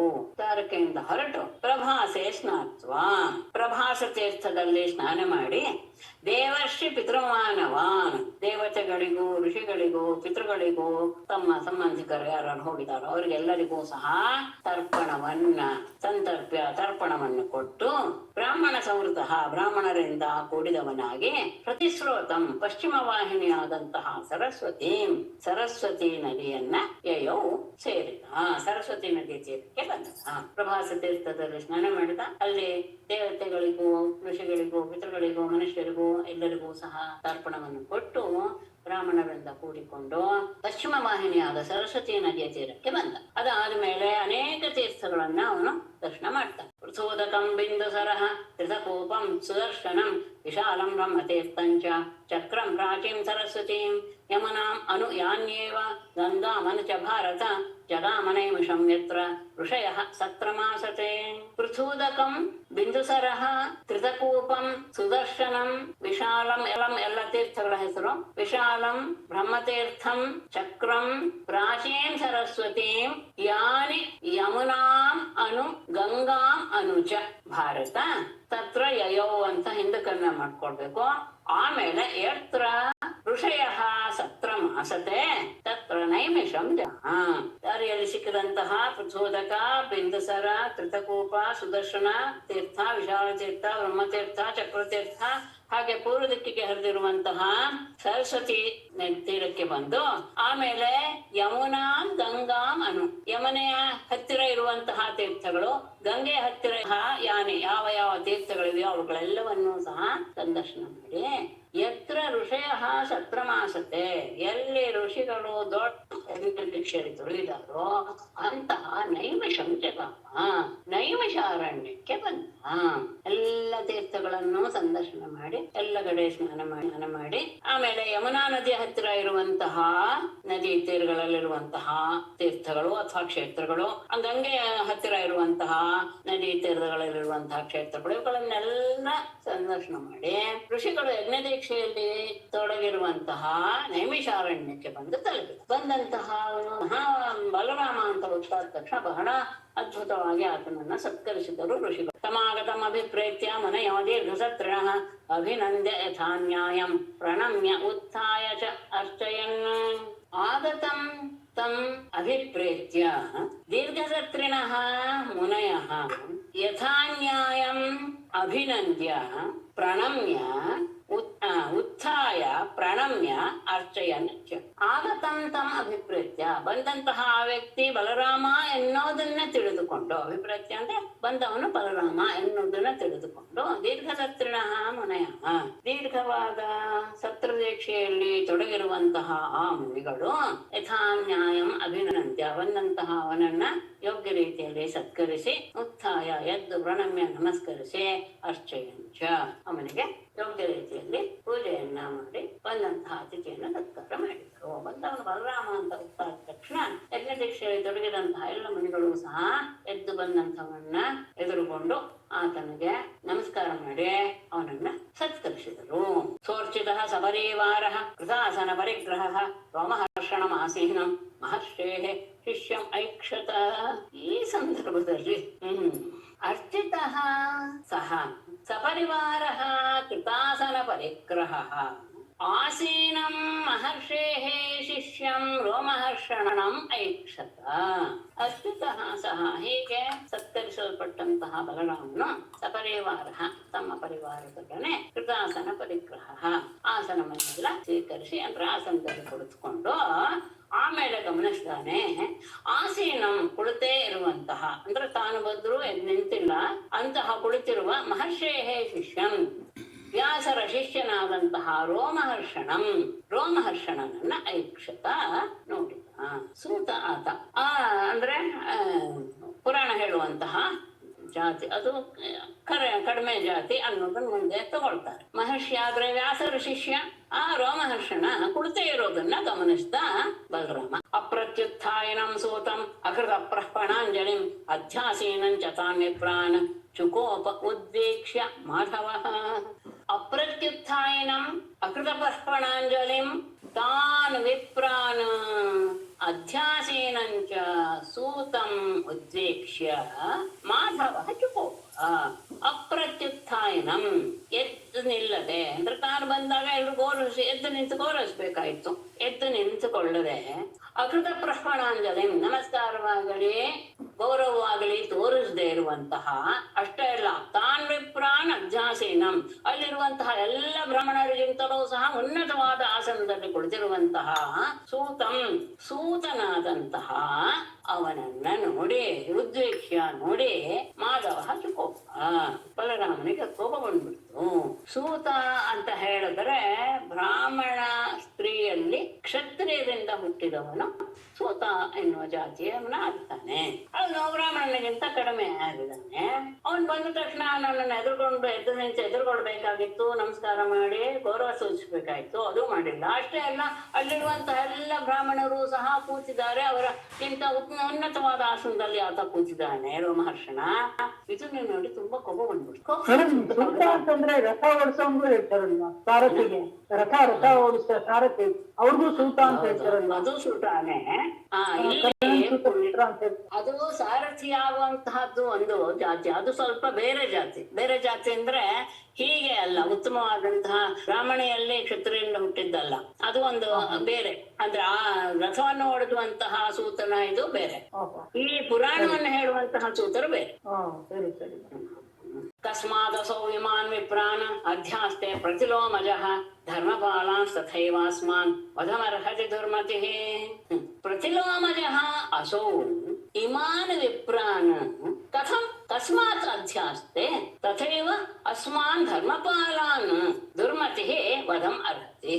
ಪ್ರತಿಲೋಮಜಃ ಹುಟ್ಟಿದಂತಹ ಈತ ಇಮಾನ್ ವಿಪ್ರಾನ್ ಈ ಎಲ್ಲ ಬ್ರಾಹ್ಮಣರನ್ನು ಅಸೌ ಈ ಸೂತ ವಿಮಾನ್ ವಿಪ್ರಾನ್ ಈ ಬ್ರಾಹ್ಮಣರನ್ನೆಲ್ಲರನ್ನೂ ಸಹ ಅಕಸ್ಮಾತ್ ಅಧ್ಯಾಸ್ತೆ ಅದಕ್ಕಿಂತ ಶ್ರೇಷ್ಠವಾದಂತಹ ಸಂಗತಿ ಯಾಕೆ ಕೂಡಿಸಿದ್ದಾನೆ. ಅಷ್ಟೇ ಅಲ್ಲ ತಥೈವ ಅಸ್ಮಾನ್ ಧರ್ಮಪಾಲ ಹಾಗೆ ಅಷ್ಟೇ ಅಲ್ಲ ನಾವು ಧರ್ಮವನ್ನ ರಕ್ಷಣೆ ಮಾಡೋದಕ್ಕೆ ಅಂತ ಹುಟ್ಟಿದಂತಹ ನಾವು ನಮ್ಮಂತಹವರಿಂತಲೂ ಅವನ ಮೇಲೆ ಕೂತಿದ್ದಾನೆ. ಹಾಗಾಗಿ ದುರ್ಮತಿ ದುರ್ಬುದ್ಧಿಯವನಾದಂತಹ ಇವನು ವಧಮರ್ಹತಿ ಇವನು ಮರಣದಂಡ ಶಿಕ್ಷೆಯನ್ನ ಹೊಂದೋದಕ್ಕೆ ಯೋಗ್ಯನಾಗಿದ್ದಾನೆ. ಪ್ರತಿಲೋಮ ಜಾತಿಯಲ್ಲಿ ಹುಟ್ಟಿದಂತಹ ಸೂತ ವಿಪ್ರರ ಎದುರಿಗೆ ಕೂತಿದ್ದೇ ದೊಡ್ಡ ತಪ್ಪು. ಅಷ್ಟೇ ಅಲ್ಲ ಈ ಎಲ್ಲ ವಿಪ್ರರಿಗಿಂತ ಮೇಲಿನ ಆಸನ ಮತ್ತೆ ನಮ್ಮ ಆಸನಕ್ಕಿಂತಲೂ ಮೇಲಿನ ಆಸನದಲ್ಲಿ ಕೂತ್ಬಿಟ್ಟಿದ್ದಾನೆ. ಧರ್ಮಪಾಲಕರು ನಾವೆಲ್ಲ ಅಂತಹ ನಮಗಿಂತ ಮೇಲಿನ ಆಸನದಲ್ಲಿ ಕೂತಿದ್ದಾದ್ರೂ ಹೇಗೆ? ಹಾಗಾಗಿ ಇವನಿಗೆ ಬಹಳ ಅಹಂಕಾರ ಇದೆ ಅನ್ಸುತ್ತೆ. ಇವನನ್ನ ಮರಣದಂಡನೆಗೆ ಒಳಪಡಿಸ್ಬೇಕು. ಮತ್ತೆ ಏನು ಗೊತ್ತಿಲ್ಲದೆ ಕೂತನ ಅಲ್ಲ. ಋಷೇರ್ ಭಗವತೋ ಭೂತ್ವಾ ಶಿಷ್ಯೋಧೀತ್ಯ ಬಹುನಿಶ ಸೇತಿಹಾಸ ಪುರಾಣಾನಿ ಧರ್ಮಶಾಸ್ತ್ರಾಣಿ ಸರ್ವಶಃ. ಋಷೇಃ ಭಗವತಃ ಶಿಷ್ಯಃ ಭೂತ್ವಾ ಸೇತಿಹಾಸ ಪುರಾಣಾನಿ ಧರ್ಮಶಾಸ್ತ್ರಾಣಿ ಸರ್ವಶಃ ಬಹೂನಿ ಅಧೀತ್ಯ ಚ. ಮುಂದೆ ಅದಂತ ಬರ್ತೇನೆ. ಋಷಿಯಾದ ಭಗವತಃ ಪೂಜ್ಯರಾದಂತಹ ವ್ಯಾಸರಿಗೆ ಶಿಷ್ಯ ವ್ಯಾಸರಿಗೆ ಶಿಷ್ಯನಾಗಿ ಅಷ್ಟೇ ಅಲ್ಲ ಸೇತಿಹಾಸ ಪುರಾಣಾನೇ ಧರ್ಮಶಾಸ್ತ್ರಾಣಿ ಇತಿಹಾಸ ಪುರಾಣ ಧರ್ಮಶಾಸ್ತ್ರ ಮೊದಲಾದ ಸರ್ವಶಃ ಬಹುನಿ ಅಧೀತ್ಯ ಎಲ್ಲ ರೀತಿಯ ಗ್ರಂಥಗಳನ್ನು ಸಹ ಕಲಿತಿತ್ತು. ಅದಾಂತಸ್ಯ ಅವಿನೀತಸ್ಯ ವೃಥಾ ಪಂಡಿತಮಾನಿನಃ ನ ಗುಣಾಯ ಭವಂತಿ ಸ್ಮ ನಟಸ್ಯ ಇವ ಅಜಿತಾತ್ಮನಃ. ಅದಾಂತಸ್ಯ ಅವಿನೀತಸ್ಯ ವೃಥಾ ಪಂಡಿತಮಾನಿನಃ ಅಜಿತಾತ್ಮನಃ ನಟಸ್ಯ ಇವ ಗುಣಾಯ ನ ಭವಂತಿ. ಅದಾಂತಸ್ಯ ಇಂದ್ರಿಯ ನಿಗ್ರಹವಿಲ್ಲದೆ ಅವಿನೀತಸ್ಯ ವಿನಯ ಗುಣವಿಲ್ಲದೆ ಇರುವಂತಹ ವೃಥಾ ಪಂಡಿತಮಾನಿನಃ ವ್ಯರ್ಥವಾಗಿ ತಾನು ಬಹಳ ಪಂಡಿತ ಅಂತ ತಿಳ್ಕೊಂಡು ಬಿಟ್ಟಿದ್ದಾನೆ. ಇಂತಹ ಅಜಿತಾತ್ಮನಃ ಯಾವ ರೀತಿಯ ಗುಣಶೀಲಗಳು ಇಲ್ಲದೆ ಇರುವಂತಹ ಅಂದ್ರೆ ಇಂದ್ರಿಯಗಳನ್ನ ಮನಸ್ಸನ್ನ ಗೆದ್ದಿರದೆ ಇರುವಂತಹ ಇವನು ನಟಸ್ಯೈವ, ಒಬ್ಬ ನಾಟಕ ಮಾಡುವಂಥವನು ಇನ್ನೊಬ್ಬರ ಗುಣವನ್ನು ಹೇಗೆ ಅಷ್ಟು ಸಂದರ್ಭದಲ್ಲಿ ಮಾತ್ರ ಅದು ಹೊರಗೆ ಮಾತ್ರ ತೋರಿಸ್ಕೊಳ್ತಾನೆ ಹೊರತು ಒಳಗಿಂದ ಬರೋದಿಲ್ಲ. ಅವನು ಯಾವುದೂ ಸಹ ದಯೆ ಆಗ್ಲಿ ಕರುಣೆ ಆಗ್ಲಿ ಎಲ್ಲ ಹೊರಗಡೆ ತೋರಿಸ್ಕೊಳ್ತಾನೆ ನಟನಾದವನು. ಹಾಗೆ ಇದು ಯಾವುದೂ ಸಹ ಗುಣ ಭವಂತಿ. ಮೇಲೆ ಹೇಳಿದಂತಹ ಇಂತಹ ವ್ಯಾಸ ಮಹರ್ಷಿಗಳ ಶಿಷ್ಯನಾಗಿ ಇತಿಹಾಸ ಪುರಾಣ ಧರ್ಮಶಾಸ್ತ್ರ ಎಲ್ಲ ಅಷ್ಟೇ ಅಲ್ಲ ಎಲ್ಲ ರೀತಿಯ ಶಾಸ್ತ್ರಗಳನ್ನು ಅಧ್ಯಯನ ಮಾಡಿದಾನೆ. ಅಂಥವನಿಗೆ ಈ ವಿನಯ ಇಲ್ಲ, ಇಂದ್ರಿಯ ನಿಗ್ರಹವಿಲ್ಲ, ನಾನು ಪಂಡಿತ ಅಂತ ವ್ಯರ್ಥ ಮಾಡ್ಕೊಂಡ್ಬಿಟ್ಟಿದ್ದಾನೆ ಅಂದ್ರೆ ಮೇಲಿರೋದೆಲ್ಲವೂ ಏನಾಗಲ್ಲ, ಮೇಲೆ ಹೇಳಿದ್ದೆಲ್ಲವೂ ಏನಾಗಲ್ಲ, ಅವನು ಗುಣ ಅಂತ ಅನ್ನಿಸ್ಕೊಳ್ಳಲ್ಲ. ಅದು ಹೇಗೆ ಇರುತ್ತೆ ಅಂದ್ರೆ ನಟನನು ಇನ್ನೊಬ್ಬರ ಪಾತ್ರವನ್ನು ಮಾಡಿದ ಹಾಗೆ ಇರುತ್ತೆ ಹೊರತು ಅವನ ನಿಜವಾದ ಸ್ವರೂಪ ಅಲ್ಲ. ಇವ್ಗೆ ನಮ್ಮ ಈಗ ನಮ್ ತಿಳುವಳಿಕೆಗೆನೆ ಈಗ ಯಾರು ಒಂದು ಹೋಮನ ಯಜ್ಞನೋ ಮಾಡ್ತಿದ್ರೆ ಅಲ್ಲೊಬ್ರು ಬ್ರಹ್ಮಕ್ಕೆ ಅಂತ ಕೂರಿಸ್ಬಿಟ್ಟಿದ್ರೆ ಅವ್ರು ಏನೇ ಆದ್ರೂ ಅವ್ರ ಇದಾದ ತನಕ ಅವ್ನು ವಿಸರ್ಜನೆ ಆಗತ್ತಂತ ಹೇಳಲ್ಲ. ಅಂತದ್ರಲ್ಲಿ ಇಷ್ಟೆಲ್ಲ ಗೊತ್ತಿರೋದು ಬಲರಾಮನಿಗೆ ಸತ್ರ ನಡೀತಿರುವಾಗ ಅವ್ನು ಜಗದ್ಗುರುಗಳು ಬಂದ್ರು ಸಹ ಎದ್ದಿಲ್ಲಲ್ಲ ಅವರು. ತುಂಬಾ ಶೃಂಗೇರಿಯಲ್ಲಿ ನೋಡಿದ್ದೀನಿ ಆ ತರದ ಯಜ್ಞಗಳನ್ನ. ಅದೇನೆ ಈ ವಿಷಯದಲ್ಲಿಯೇ ನನಗೆ ಬಲರಾಮನ ಬಗ್ಗೆ ತುಂಬಾ ಒಂಥರ ಹಿಂಸೆ ಅನ್ನಿಸ್ಬಿಡ್ತು. ಈಗ ಅವರು ರೋಮಹರ್ಷನಿಗೆ ಏನೇನ್ ಹೇಳಿದ್ನೋ ಅದಲ್ಲೇ ಆಕ್ಚುಲಿ ಈಗ ಅವನಿಗೆ ಬಲರಾಮನ್ಗೆ ಅಪ್ಲೈ ಆಗಿ ಆಯ್ತು. ಅವನ ಏನಾದ್ರೂ ಮಾಡ್ಕೊಳ್ಳಿ, ಮೇಲೆ ಕೂತಿರ್ಲಿ ನಿಮ್ದಿರ್ಲಿ, ನಿನಗೇನಾಯ್ತು ಅಂತ ಏನಾದ್ರು ಪ್ರಶ್ನೆ ಬಂದ್ರೆ ಇಲ್ಲ ನಮ್ಮ ಅವತಾರ ಆಗಿರೋದೇ ದುಷ್ಟ ನಿಗ್ರಹಕ್ಕೆ. ಏತದರ್ಥೋ ಹಿ ಲೋಕೇಸ್ಮಿನ್ ಅವತಾರೋ ಮಯಾ ಕೃತಃ ಮಧ್ಯಾಮೇ ಧರ್ಮಧ್ವಜಿನಃ ತೇಹಿ ಪಾತಕಿನೋ ಅಧಿಕಾಃ. ಏತದರ್ಥಃ ಹಿ ಅಸ್ಮಿನ್ ಲೋಕೆ ಮಯಾ ಅವತಾರಃ ಕೃತಃ ಧರ್ಮಧ್ವಜಿನಃ ಅಧಿಕಾಃ ಪಾತಕಿನಃ ಹಿ ತೇ ಮೇ ವಧ್ಯಾಃ. ಏತದರ್ಥಃ ಹಿ ಇದಕ್ಕೋಸ್ಕರನೇ ಅಸ್ಮಿನ್ ಲೋಕೆ ಈ ಲೋಕದಲ್ಲಿ ಮಯಾ ಅವತಾರಃ ಕೃತಃ ನಾನು ಅವತಾರವನ್ನು ಮಾಡಿದ್ದೇನೆ. ಯಾವುದಕ್ಕೋಸ್ಕರ? ಯಾರು ಹೀಗೆ ಸುಮ್ನೆ ತೋರಿಸ್ಕೊಳ್ತಾರೆ ಆದರೆ ಅವರಲ್ಲಿ ಯಾವ ಸದ್ಗುಣಗಳು ಇರಲ್ಲ, ವ್ಯರ್ಥವಾಗಿ ಓದಿರ್ತಾರೆ. ಮತ್ತೆ ಅಷ್ಟೇ ಅಲ್ಲ, ಇವರು ನೋಡ್ಕೊಳಕ್ ಹೇಗಿದ್ದಾರೆ, ಧರ್ಮಧ್ವಜಿನ ಧರ್ಮದ ಹೆಸರಿನಲ್ಲಿ ಆ ತರದ ಚಿಹ್ನೆ ಹಾಕೊಂಡ್ ಬಿಟ್ಟಿರ್ತಾರೆ. ಅಂದ್ರೆ ಭಸ್ಮ ಹಾಕೊಳ್ಳೋದು ಇತ್ಯಾದಿ, ಶಿಖೆ ಬಿಟ್ಕೊಳ್ಳೋದು ಇತ್ಯಾದಿ ಎಲ್ಲ ತೋರಿಸ್ಕೊಂಡು ಅಧಿಕಾಹ ಪಾತಕಿನ ಇಂಥವ್ರೇನು ಹೆಚ್ಚು ಪಾಪಿಗಳು. ಹಾಗಾಗಿ ತೇಹಿ ಮೇ ವಧ್ಯ ಅಂಥವ್ರನ್ನ ನಾನು ಕೊಲ್ಲಬೇಕು. ಇಂಥವರ ದಂಡನೆಗೋಸ್ಕರನೇ ನಾನು ಲೋಕದಲ್ಲಿ ಅವತಾರ ಮಾಡಿರೋದು. ಧರ್ಮದ ಹೆಸರಿನಲ್ಲಿ ಡಂಬಾಚಾರ ಮಾಡ್ತಂಥವ್ರು ಉಳಿದ ದುಷ್ಮಕರ್ಮಗಳಿಗಿಂತಲೂ ಹೆಚ್ಚು ಪಾಪಿಗಳು. ಹಾಗಾಗಿ ಇಂಥವರನ್ನ ನಾನು ಕೊಲ್ಲಲೇಬೇಕು. ಏತಾವದುಕ್ತ್ವಾ ಭಗವಾನ್ ನಿವೃತ್ತಃ ಅಸದ್ವಧಾದಪಿ ಭಾವಿತ್ವಾತ್ ತಂ ಕುಶಾಗ್ರೇಣ ಕರಸ್ಥೇನ ಅಹನತ್ ಪ್ರಭುಃ. ಏತಾವದುಕ್ತ್ವಾ ಅಸದ್ವದಾತ್ ನಿವೃತ್ತಃ ಅಪಿ ಭಗವಾನ್ ಪ್ರಭುಃ ಭಾವಿತ್ವಾತ್ ತಂ ಕುಶಾಗ್ರೇಣ ಕರಸ್ಥೇನ ಅಹನತ್. ಅಹನ್ನಾಗ್ಬೇಕು.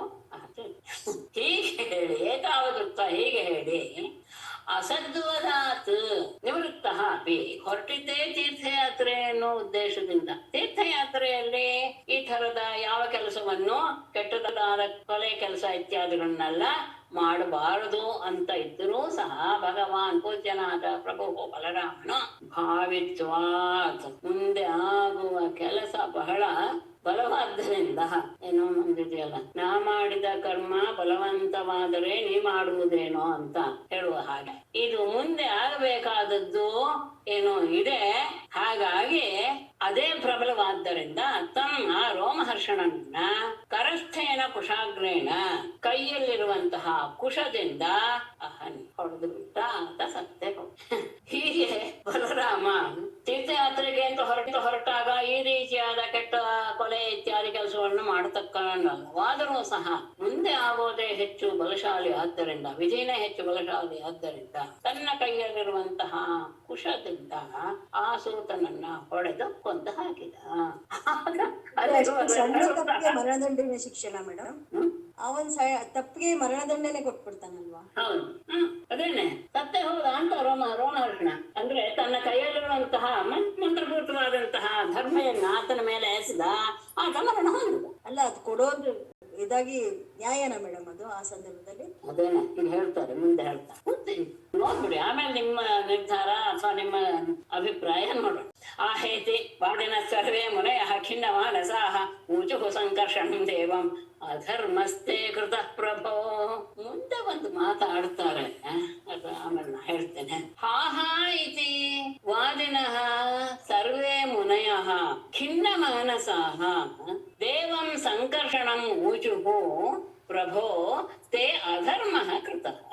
ಅಯ್ಯೋ ಇದೇನಾಗೋಯ್ತು ಅಂತ ಅವ್ರಿಗೆ ಯಾರಿಗೂ ಸಹ ಇದು ಇದ ಆಗುತ್ತೆ ಅನ್ನುವಂತ ಊಹೆ ಇರಲಿಲ್ಲ. ಇದೆಲ್ಲ ಮನಸ್ಸಿನಲ್ಲೇ ಅನ್ಕೊಂಡಂತವನು ಅವನನ್ನು ಕೊಂದೆ ಹಾಕ್ಬಿಟ್ಟ. ಹಾ ಅಂತ ಹೇಳ್ತಾ ಎಲ್ಲ ಮುನಿಗಳು ಸಹ ಬಹಳ ದುಃಖಗೊಂಡ ಮನಸ್ಸುಳ್ಳವರಾಗಿ ದೇವಂ ಸಂಕರ್ಷಣಂ ಪೂಜ್ಯನಾದ ಬಲರಾಮನನ್ನು ಕುರಿತು ಊಚುಹು ಹೇಳಿದರು.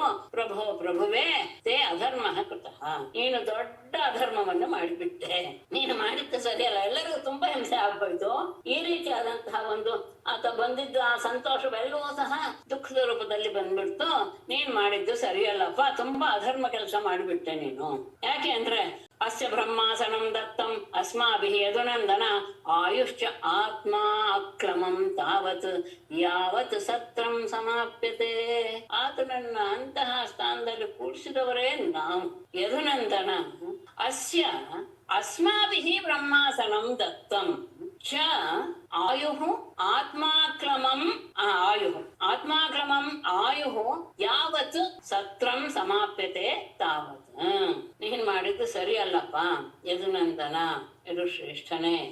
ಅಸ್ಮಾಭಿಹಿ ನಮ್ಮಿಂದಲೇ ಅಸ್ಯ ಈ ರೋಮಹರ್ಷಣನಿಗೆ ಬ್ರಹ್ಮಾಸನಂ ತಕ್ಕಂ ಉನ್ನತ ಆಸನ ಕೊಟ್ಟಿದ್ದು ನಾವೇ ಅವನನ್ನ ಕೂರಿಸಿದ್ವಿ. ಎಲ್ಲಿವರೆಗೆ? ಹೇಗೆ? ಆತ್ಮಾಕ್ರಮಂ ಆಯುಹು, ಆತನ ಶರೀರಕ್ಕೆ ಆಯಾಸವಾಗದೇ ಇರುವ ರೀತಿಯಲ್ಲಿ ಆಯುಹು ಆಯುಷ್ಯವನ್ನೂ ಸಹ ಯಾವತ್ತು ಸತ್ರಂ ಸಮಾಪ್ಯತೆ ತಾವತ್ತು, ಎಲ್ಲಿವರೆಗೂ ಈ ಸತ್ರಯಾಗುವ ಮುಗಿಯುತ್ತೋ ಮುಗಿಯುವವರೆಗೂ ಈತನಿಗೆ ಶರೀರಕ್ಕೂ ಕಷ್ಟ ಆಗ್ಬಾರ್ದು, ಅವನಿಗೆ ಆಯುಷು ಇರಬೇಕು. ಇದೆಲ್ಲವನ್ನೂ ಸಹ ನಾವೇ ಕೊಟ್ಟಿದ್ದು. ಅಷ್ಟೇ ಅಲ್ಲ, ಅವನನ್ನ ಉನ್ನತ ಆಸನದಲ್ಲಿ ಬ್ರಹ್ಮನ ಆಸನದಲ್ಲಿ ಕುಡಿಸಿದವರು ಸಹ ನಾವೇನೆ. ಈ ಸತ್ರ ಮುಗಿಯುವವರೆಗೂ ಅವನಿಗೆ ಬ್ರಹ್ಮಪೀಠವನ್ನು ಕೊಟ್ಟಿದ್ದು ನಾವೇ. ಅಷ್ಟೇ ಅಲ್ಲ, ಅವನಿಗೆ ಶರೀರಕ್ಕೆ ಆಯಾಸವಾಗಬಾರ್ದು ಎನ್ನುವಂತಹ ರೀತಿಯಲ್ಲಿ ಅಲ್ಲಿ ಆತನಿಗೆ ಎಲ್ಲ ರೀತಿಯ ಸೌಕರ್ಯವನ್ನು ಕೊಟ್ಟು ಆಯುಷನ್ನು ಸಹ ನಾವೇ ಕೊಟ್ಟಿದ್ದು. ಅಜಾನತ ಏವ ಆಚರಿತಸ್ತ್ವಯಾ ಬ್ರಹ್ಮವಧೋ ಯಥಾ ಯೋಗೇಶ್ವರಸ್ಯ ಭವತಃ ನಾಮ್ನಾಯೋಪಿ ನಿಯಾಮಕಃ. ಒಟ್ಟು ಈ ಕೆಲಸ ಮಾಡ್ಬಿಟ್ಟಿದ್ಯಾ, ನಿನಗೆ ಶಿಕ್ಷೆನೂ ಕೊಡೋ ಹಾಗಿಲ್ಲ, ಶ್ರುತಿಯೂ ಸಹ ನಿನ್ನನ್ನ ಶಿಕ್ಷಿಸೋದಿಲ್ಲ ಅಂತ ಹೇಳ್ತಾ ಇದ್ದಾರೆ. ಅಜಾನತ ಏವ ತ್ವಯಾ ಆಚರಿತಃ ಯಥಾ ಬ್ರಹ್ಮವಧಃ ಯೋಗೇಶ್ವರಸ್ಯ ಭವತಃ ಆಮ್ನಾಯಃ ಅಪಿ ನ ನಿಯಾಮಕಃ. ಅಜಾನತ ಇದು ಯಾವುದು ಗೊತ್ತಿಲ್ಲದೆ ಇರುವಂತಹ, ಅಜಾನತ ಏವ ಗೊತ್ತಿಲ್ಲದೆ ಇರುವುದರಿಂದಲೇ ತ್ವಯಾ ನಿನ್ನಿಂದ ಆಚರಿತಃ ನೀನು ಈ ರೀತಿ ಕೆಲಸ ಮಾಡ್ಬಿಟ್ಟೆ. ಇದು ಯಾವುದಕ್ಕೆ ಸಮಾನ? ಯಥಾ ಬ್ರಹ್ಮವಧಃ, ಇದು ಬ್ರಹ್ಮಹತ್ಯೆಗೆ ಸಮಾನವಾದದ್ದು. ಆದರೆ ಯೋಗೇಶ್ವರನಾದಂತಹ ಭವತಃ ನಿನಗೆ ಆಮ್ನಾಯಃ ಅಪಿ, ಆಮ್ನಾಯ ಅಂದ್ರೆ ಶಾಸ್ತ್ರದ ಮಾತು. ಏನಿದೆ ಶಾಸ್ತ್ರದ ಮಾತು? ಬ್ರಾಹ್ಮಣೋನ ಹಂತವ್ಯ ಅಂತ ಇದೆ. ಅಂತಹ ಶಾಸ್ತ್ರದ ಮಾತು ಸಹ ನ ನಿಯಾಮಕಃ, ನಿನ್ನನ್ನ ನೇಮನ ಮಾಡೋದಿಲ್ಲ. ಯಾಕಂದ್ರೆ ನೀನೇ ಯೋಗೇಶ್ವರ, ನಿನ್ನ ಮೇಲೆ ಸೃಷ್ಟಿ ಮಾತುಗಳಾಗಲಿ ಶಾಸ್ತ್ರವಚನಗಳಾಗಲಿ ಯಾವುದನ್ನು ಹೇರೋ ಹಾಗಿಲ್ಲ. ಆದರೆ ನೀನು ಮಾಡಿದ್ದು ಮಾತ್ರ ಬ್ರಹ್ಮಹತ್ಯೆ. ಗೊತ್ತಿಲ್ಲದೆ ನೀನು ಮಾಡಿರ್ಬೋದು, ಆದ್ರೆ ನೀನು ಮಾಡಿರುವಂತಹ ಕಾರ್ಯ ಬ್ರಹ್ಮಹತ್ಯೆಗೆ ಸಮಾನವಾದಂತಹ ಕಾರ್ಯ. ಆದ್ರೆ ನೀನು ಯೋಗೇಶ್ವರನಾದ್ರಿಂದ ನಿನ್ನ ವಿಷಯದಲ್ಲಿ ಶಾಸ್ತ್ರಗಳು ಸಹ ಏನು ಪ್ರೋತ್ಸಾಹ ಆಗಿಲ್ಲ. ಆದರೆ ನೀನು ಪ್ರಾಯಶ್ಚಿತ್ತ ಮಾಡ್ಕೊಳ್ಳೋದು ಒಳ್ಳೆಯದು. ಯದ್ಯೇತದ್ ಬ್ರಹ್ಮಹತ್ಯಾಯಾಃ ಪಾವನಂ ಲೋಕ ಪಾವನ ಚರಿಷ್ಯತಿ ಭವಾನ್ ಲೋಕ ಸಂಗ್ರಹೋ ಅನನ್ಯಚೋದಿತಃ. ಲೋಕ ಪಾವನ ಅನನ್ಯಚೋದಿತಃ ಭವಾನ್ ಏತದ್ ಬ್ರಹ್ಮಹತ್ಯಾಯಾಃ ಪಾವನಂ ಯತ್ ಚರಿಷ್ಯತೆ ಲೋಕ ಸಂಗ್ರಹ. ಲೋಕ ಪಾವನ, ಲೋಕವನ್ನ ಪವಿತ್ರಗೊಳಿಸುವಂತಹ ಬಲರಾಮನೇ ಸಂಬೋಧನೆ. ಅನನ್ಯಚೋದಿತಃ, ಯಾರೂ ಹೇಳದೆ, ಇನ್ಯಾರು ನಿನಗೆ ಪ್ರೇರೇಪಣೆ ಮಾಡೋದು ಇಲ್ಲ, ನೀನೇ ಸ್ವತಂತ್ರವಾಗಿ ಸ್ವಯಂ ಪ್ರೇರಣೆಯಿಂದ. ಏತದ್ ಬ್ರಹ್ಮಹತ್ಯಾಯಾಃ, ಈ ಬ್ರಹ್ಮಹತ್ಯೆಗೆ ಯತ್ ಪಾವನಂ ಚರಿಷ್ಯತೆ, ಇದಕ್ಕೆ ನೀನು ಪ್ರಾಯಶ್ಚಿತ್ತವನ್ನ ಮಾಡಿಕೊಂಡಿದ್ದೆ ಹೌದಾದ್ರೆ ಲೋಕ ಸಂಗ್ರಹ, ಅದು ಲೋಕಕ್ಕೆ ಒಂದು ಪಾಠವಾಗುತ್ತೆ. ಎಲ್ಲ ಜನರು ಸಹ ಇದನ್ನ ಅನುಸರಿಸ್ತಾನೆ. ನೀನೇ ಸ್ವಯಂ ಪ್ರೇರಣೆಯಿಂದ ಈ ಬ್ರಹ್ಮ ಹತ್ಯೆಗೆ ಪ್ರಾಯಶ್ಚಿತ್ತವನ್ನು ಮಾಡಿಕೊಳ್ಳೋದು ಆದರೆ ಒಳ್ಳೆದು. ಆವಾಗ ನಿನ್ನಿಂದ ಲೋಕಕ್ಕೂ ಸಹ ಒಂದು ಪಾಠ ಸಿಕ್ಕ ಹಾಗಾಗುತ್ತೆ. ಅವರು ಸಹ ಮುಂದೆ ತಾವು ಮಾಡುವಂತಹ ತಪ್ಪುಗಳ ಬಗ್ಗೆ, ಮಾಡಿದ ತಪ್ಪುಗಳ ಬಗ್ಗೆ ಬಹಳ ಎಚ್ಚರಿಕೆಯಿಂದ ಇರ್ತಾರೆ ಅಂತ ಅವರು ಋಷಿಗಳು ಹೇಳಿಬಿಟ್ಟು. ಶ್ರೀ ಭಗವ್ಯ ಕರಿಷ್ಯೆ ವಧ ನಿರ್ವೇಶಂ ಲೋಕಾನುಗ್ರಹ ಕಾಮ್ಯಯ ನಿಯಮ ಪ್ರಥಮೆ ಕಲ್ಪೆ ಯಾವಾನ್ ಸತು ವಿಧೀಯತಾಂ. ಲೋಕಾನುಗ್ರಹ ಕಾಮ್ಯಯ ವಧ ನಿರ್ವೇಶಂ ಕರಿಷ್ಯೆ ಪ್ರಥಮೇ ಕಲ್ಪೆ ಯಾವಾನ್ ನಿಯಮಃ ಸತು ವಿಧೀಯತಾಂ. ವಧ ನಿರ್ವೇಶಂ, ವಧಕ್ಕೆ ಪ್ರಾಯಶ್ಚಿತ್ತ. ಲೋಕಾನುಗ್ರಹ ಕಾಮ್ಯಯ, ಲೋಕಾನುಗ್ರಹಕ್ಕೋಸ್ಕರ ಅಂದ್ರೆ ಅವರು ಎಲ್ಲರೂ ಸಹ ಈ ರೀತಿಯಾದಂತಹ ನಿಯಮವನ್ನ ಅನುಸರಿಸಲಿ ಎನ್ನುವ ಲೋಕಾನುಗ್ರಹದ ಕಾಮನೆಯಿಂದ ವಧ ನಿರ್ವೇಶಂ, ನಾನು ಮಾಡಿದ ವಧೆಗೆ ಪ್ರಾಯಶ್ಚಿತ್ತವನ್ನ ಕರಿಷ್ಯೆ ಮಾಡ್ಕೊಳ್ತೇನೆ ಮುಂದೆ. ಅದಕ್ಕೆ ಮೊದಲು ಪ್ರಥಮೇ ಕಲ್ಪೆ, ಆದ್ಯ ಮೊದಲನೆಯ ವಿಷಯವಾಗಿ ಮುಖ್ಯ ಕಲ್ಪವಾಗಿ ಯಾವ ನಿಯಮ, ಯಾವ ನಿಯಮ ಇದೆಯೋ ಸತು ವಿಧೀಯತಾಂ. ಅಂದ್ರೆ ಪ್ರಾಯಶ್ಚಿತ್ತಕ್ಕೆ ಮೊದಲು ನಾನು ಏನ್ ಮಾಡ್ಬೇಕು, ಯಾವ್ಯಾವ ರೀತಿಗೆ ವ್ಯವಹಾರ ಮಾಡ್ಬೇಕು ಅದನ್ನೆಲ್ಲವನ್ನು ಸತು ವಿಧೀಯತಾಂ, ಅದನ್ನ ನನಗೆ ತಿಳಿಸ್ಕೊಡಿ.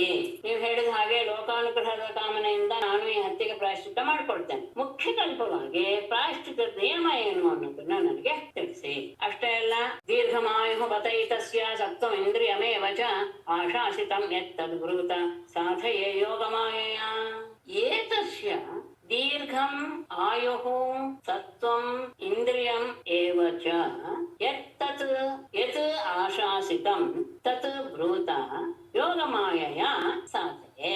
ಏತಸ್ಯ, ಈ ರೋಮಹರ್ಷಣನಿಗೆ ದೀರ್ಘಂ ಆಯುಃ, ದೀರ್ಘವಾದ ಆಯುಷ್ಯ, ಸತ್ವಂ ಶರೀರದ ಬಲ, ದೇಹ ಬಲ, ಇಂದ್ರಿಯಂ ಏವ ಇಂದ್ರಿಯ ಪಾಠವ ಇತ್ಯಾದಿ ಯತ್ ಆಶಾಸಿತಂ, ನೀವೇನೇನೇನೇನು ಆ ವ್ಯಕ್ತಿ ಬಗ್ಗೆ ಏನೇನು ಬಯಸಿದ್ರು, ಅವ್ರಿಗೆಲ್ಲ ಏನೇನು ಕೊಟ್ಟಿದ್ರು, ತತ್ ಬ್ರೂತ ಅದನ್ನೆಲ್ಲ ನನಗೆ ತಿಳಿಸಿ ಯೋಗಮಾಯೆಯ ಸಾಧಯೆ, ಯೋಗಮಾಯೆಯಿಂದ ಅದನ್ನೆಲ್ಲ ನಾನು ಸಾಧಿಸಿಕೊಡ್ತೇನೆ. ನೀವೇನೇನು ಕೊಡಲು ರೋಮಹರ್ಷನಿಗೆ ಏನೇನು ಕೊಡಲು ಬಯಸಿದ್ರೋ ಅದೆಲ್ಲವನ್ನೂ ನನಗೆ ತಿಳಿಸಿ ನಾನು ಅದೆಲ್ಲವನ್ನೂ ಸಹ ನನ್ನ ಯೋಗ ಮಾಯೆಯಿಂದ ಅದನ್ನ ಸಾಧಿಸಿ ಕೊಡ್ತೇನೆ. ಏನೇನಿದೆ ಹೇಳಿ ಯೋಗಮಾಯೆಯಿಂದ ನಾನು ಎಲ್ಲವನ್ನೂ ಸಹ ದೊರಕಿಸಿಕೊಡ್ತೇನೆ ಅಂತ ಋಷೇವೋಚುಃ ಅಸ್ತ್ರಸ್ಯ ತವ ವೀರ್ಯಸ್ಯ ಮೃತ್ಯೋ ಅಸ್ಮಾಕಮೇವ ಚ ಯಥಾ ಭವೇತ್ ವಚಃ ಸತ್ಯಂ ತಥಾ ರಾಮ ವಿಧೀಯತಾಂ. ರಾಮ, ತವ ಅಸ್ತ್ರಸ್ಯ ವೀರ್ಯಸ್ಯ ಮೃತ್ಯೋಃ ಅಸ್ಮಾಕಂ ವಚಃ ಯಥಾ ಸತ್ಯಂ ಭವೇತ್ ತಥಾ ವಿಧೀಯತಾಂ. ತವ ವೀರ್ಯಸ್ಯ, ನಿನ್ನ ಪರಾಕ್ರಮ ಮತ್ತೆ ನಿನ್ನ ಅಸ್ತ್ರ ಅಂದ್ರೆ ಮಂತ್ರಪೂರ್ವಕವಾದಂತಹ ಆಯುಧ.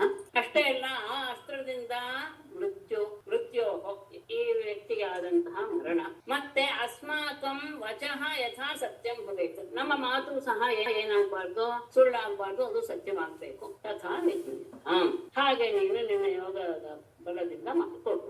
ನಿನ್ನ ಅಸ್ತ್ರ ಪರಾಕ್ರಮ, ಆ ಅಸ್ತ್ರದಿಂದಾದ ಮರಣ ಮತ್ತೆ ನಮ್ಮ ಮಾತು ಹೇಗೆ ಸತ್ಯವಾಗುತ್ತೋ ಅದೇ ಇದು ಯಾವುದೂ ಸಹ ನೀ ಹೇಳಿದ ಪ್ರತಿಯೊಂದು ಹೇಳಿದ ಎಲ್ಲವೂ ಸಹ ಸತ್ಯವಾಗಬೇಕು. ಆ ರೀತಿಯಾಗಿ ನಿನ್ನ ಯೋಗ ಸಾಧನೆಯಿಂದ ನನಗೆ ದೊರಕಿಸಿಕೊಡು.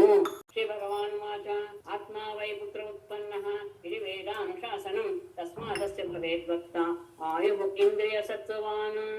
ಆತ್ಮ ವೈ ಪುತ್ರಃ ಉತ್ಪನ್ನಃ ಇತಿ ವೇದಾನುಶಾಸನಂ ತಸ್ಮಾತ್ ಅಸ್ಯ ಭಕ್ತ ಆಯುಃ ಇಂದ್ರಿಯ ಸತ್ವವಾನ್ ಭವೇತ್.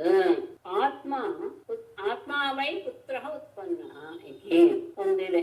ಏನು ಆತ್ಮ ವೈ ಪುತ್ರಜ, ಆತ್ಮ ವೈ ಪುತ್ರಃ ಅಂತ ಅವನೇ ಪುತ್ರನ ರೂಪದಲ್ಲಿ, ಜಾಯ ಎನ್ನುವ ಶಬ್ದಕ್ಕೆ ಅದೇ ಅರ್ಥ. ಅವಳಲ್ಲಿ ಆ ವ್ಯಕ್ತಿಯೇ ಮಗನಾಗಿ ಹುಟ್ಟುತ್ತಾನೆ, ಹಾಗಾಗಿ ಅವಳು ಜಾಯ ಅನ್ನುವ ಹೆಸರು ಇದೆ ಪತ್ನಿಗೆ. ಹಾಗಾಗಿ ಅವನೇ ಮಗನಾಗಿ ಹುಟ್ಟುತ್ತಾನೆ ಎನ್ನುವುದು ವೇದಾನುಶಾಸನ ಶ್ರುತಿಯ ವಚನ.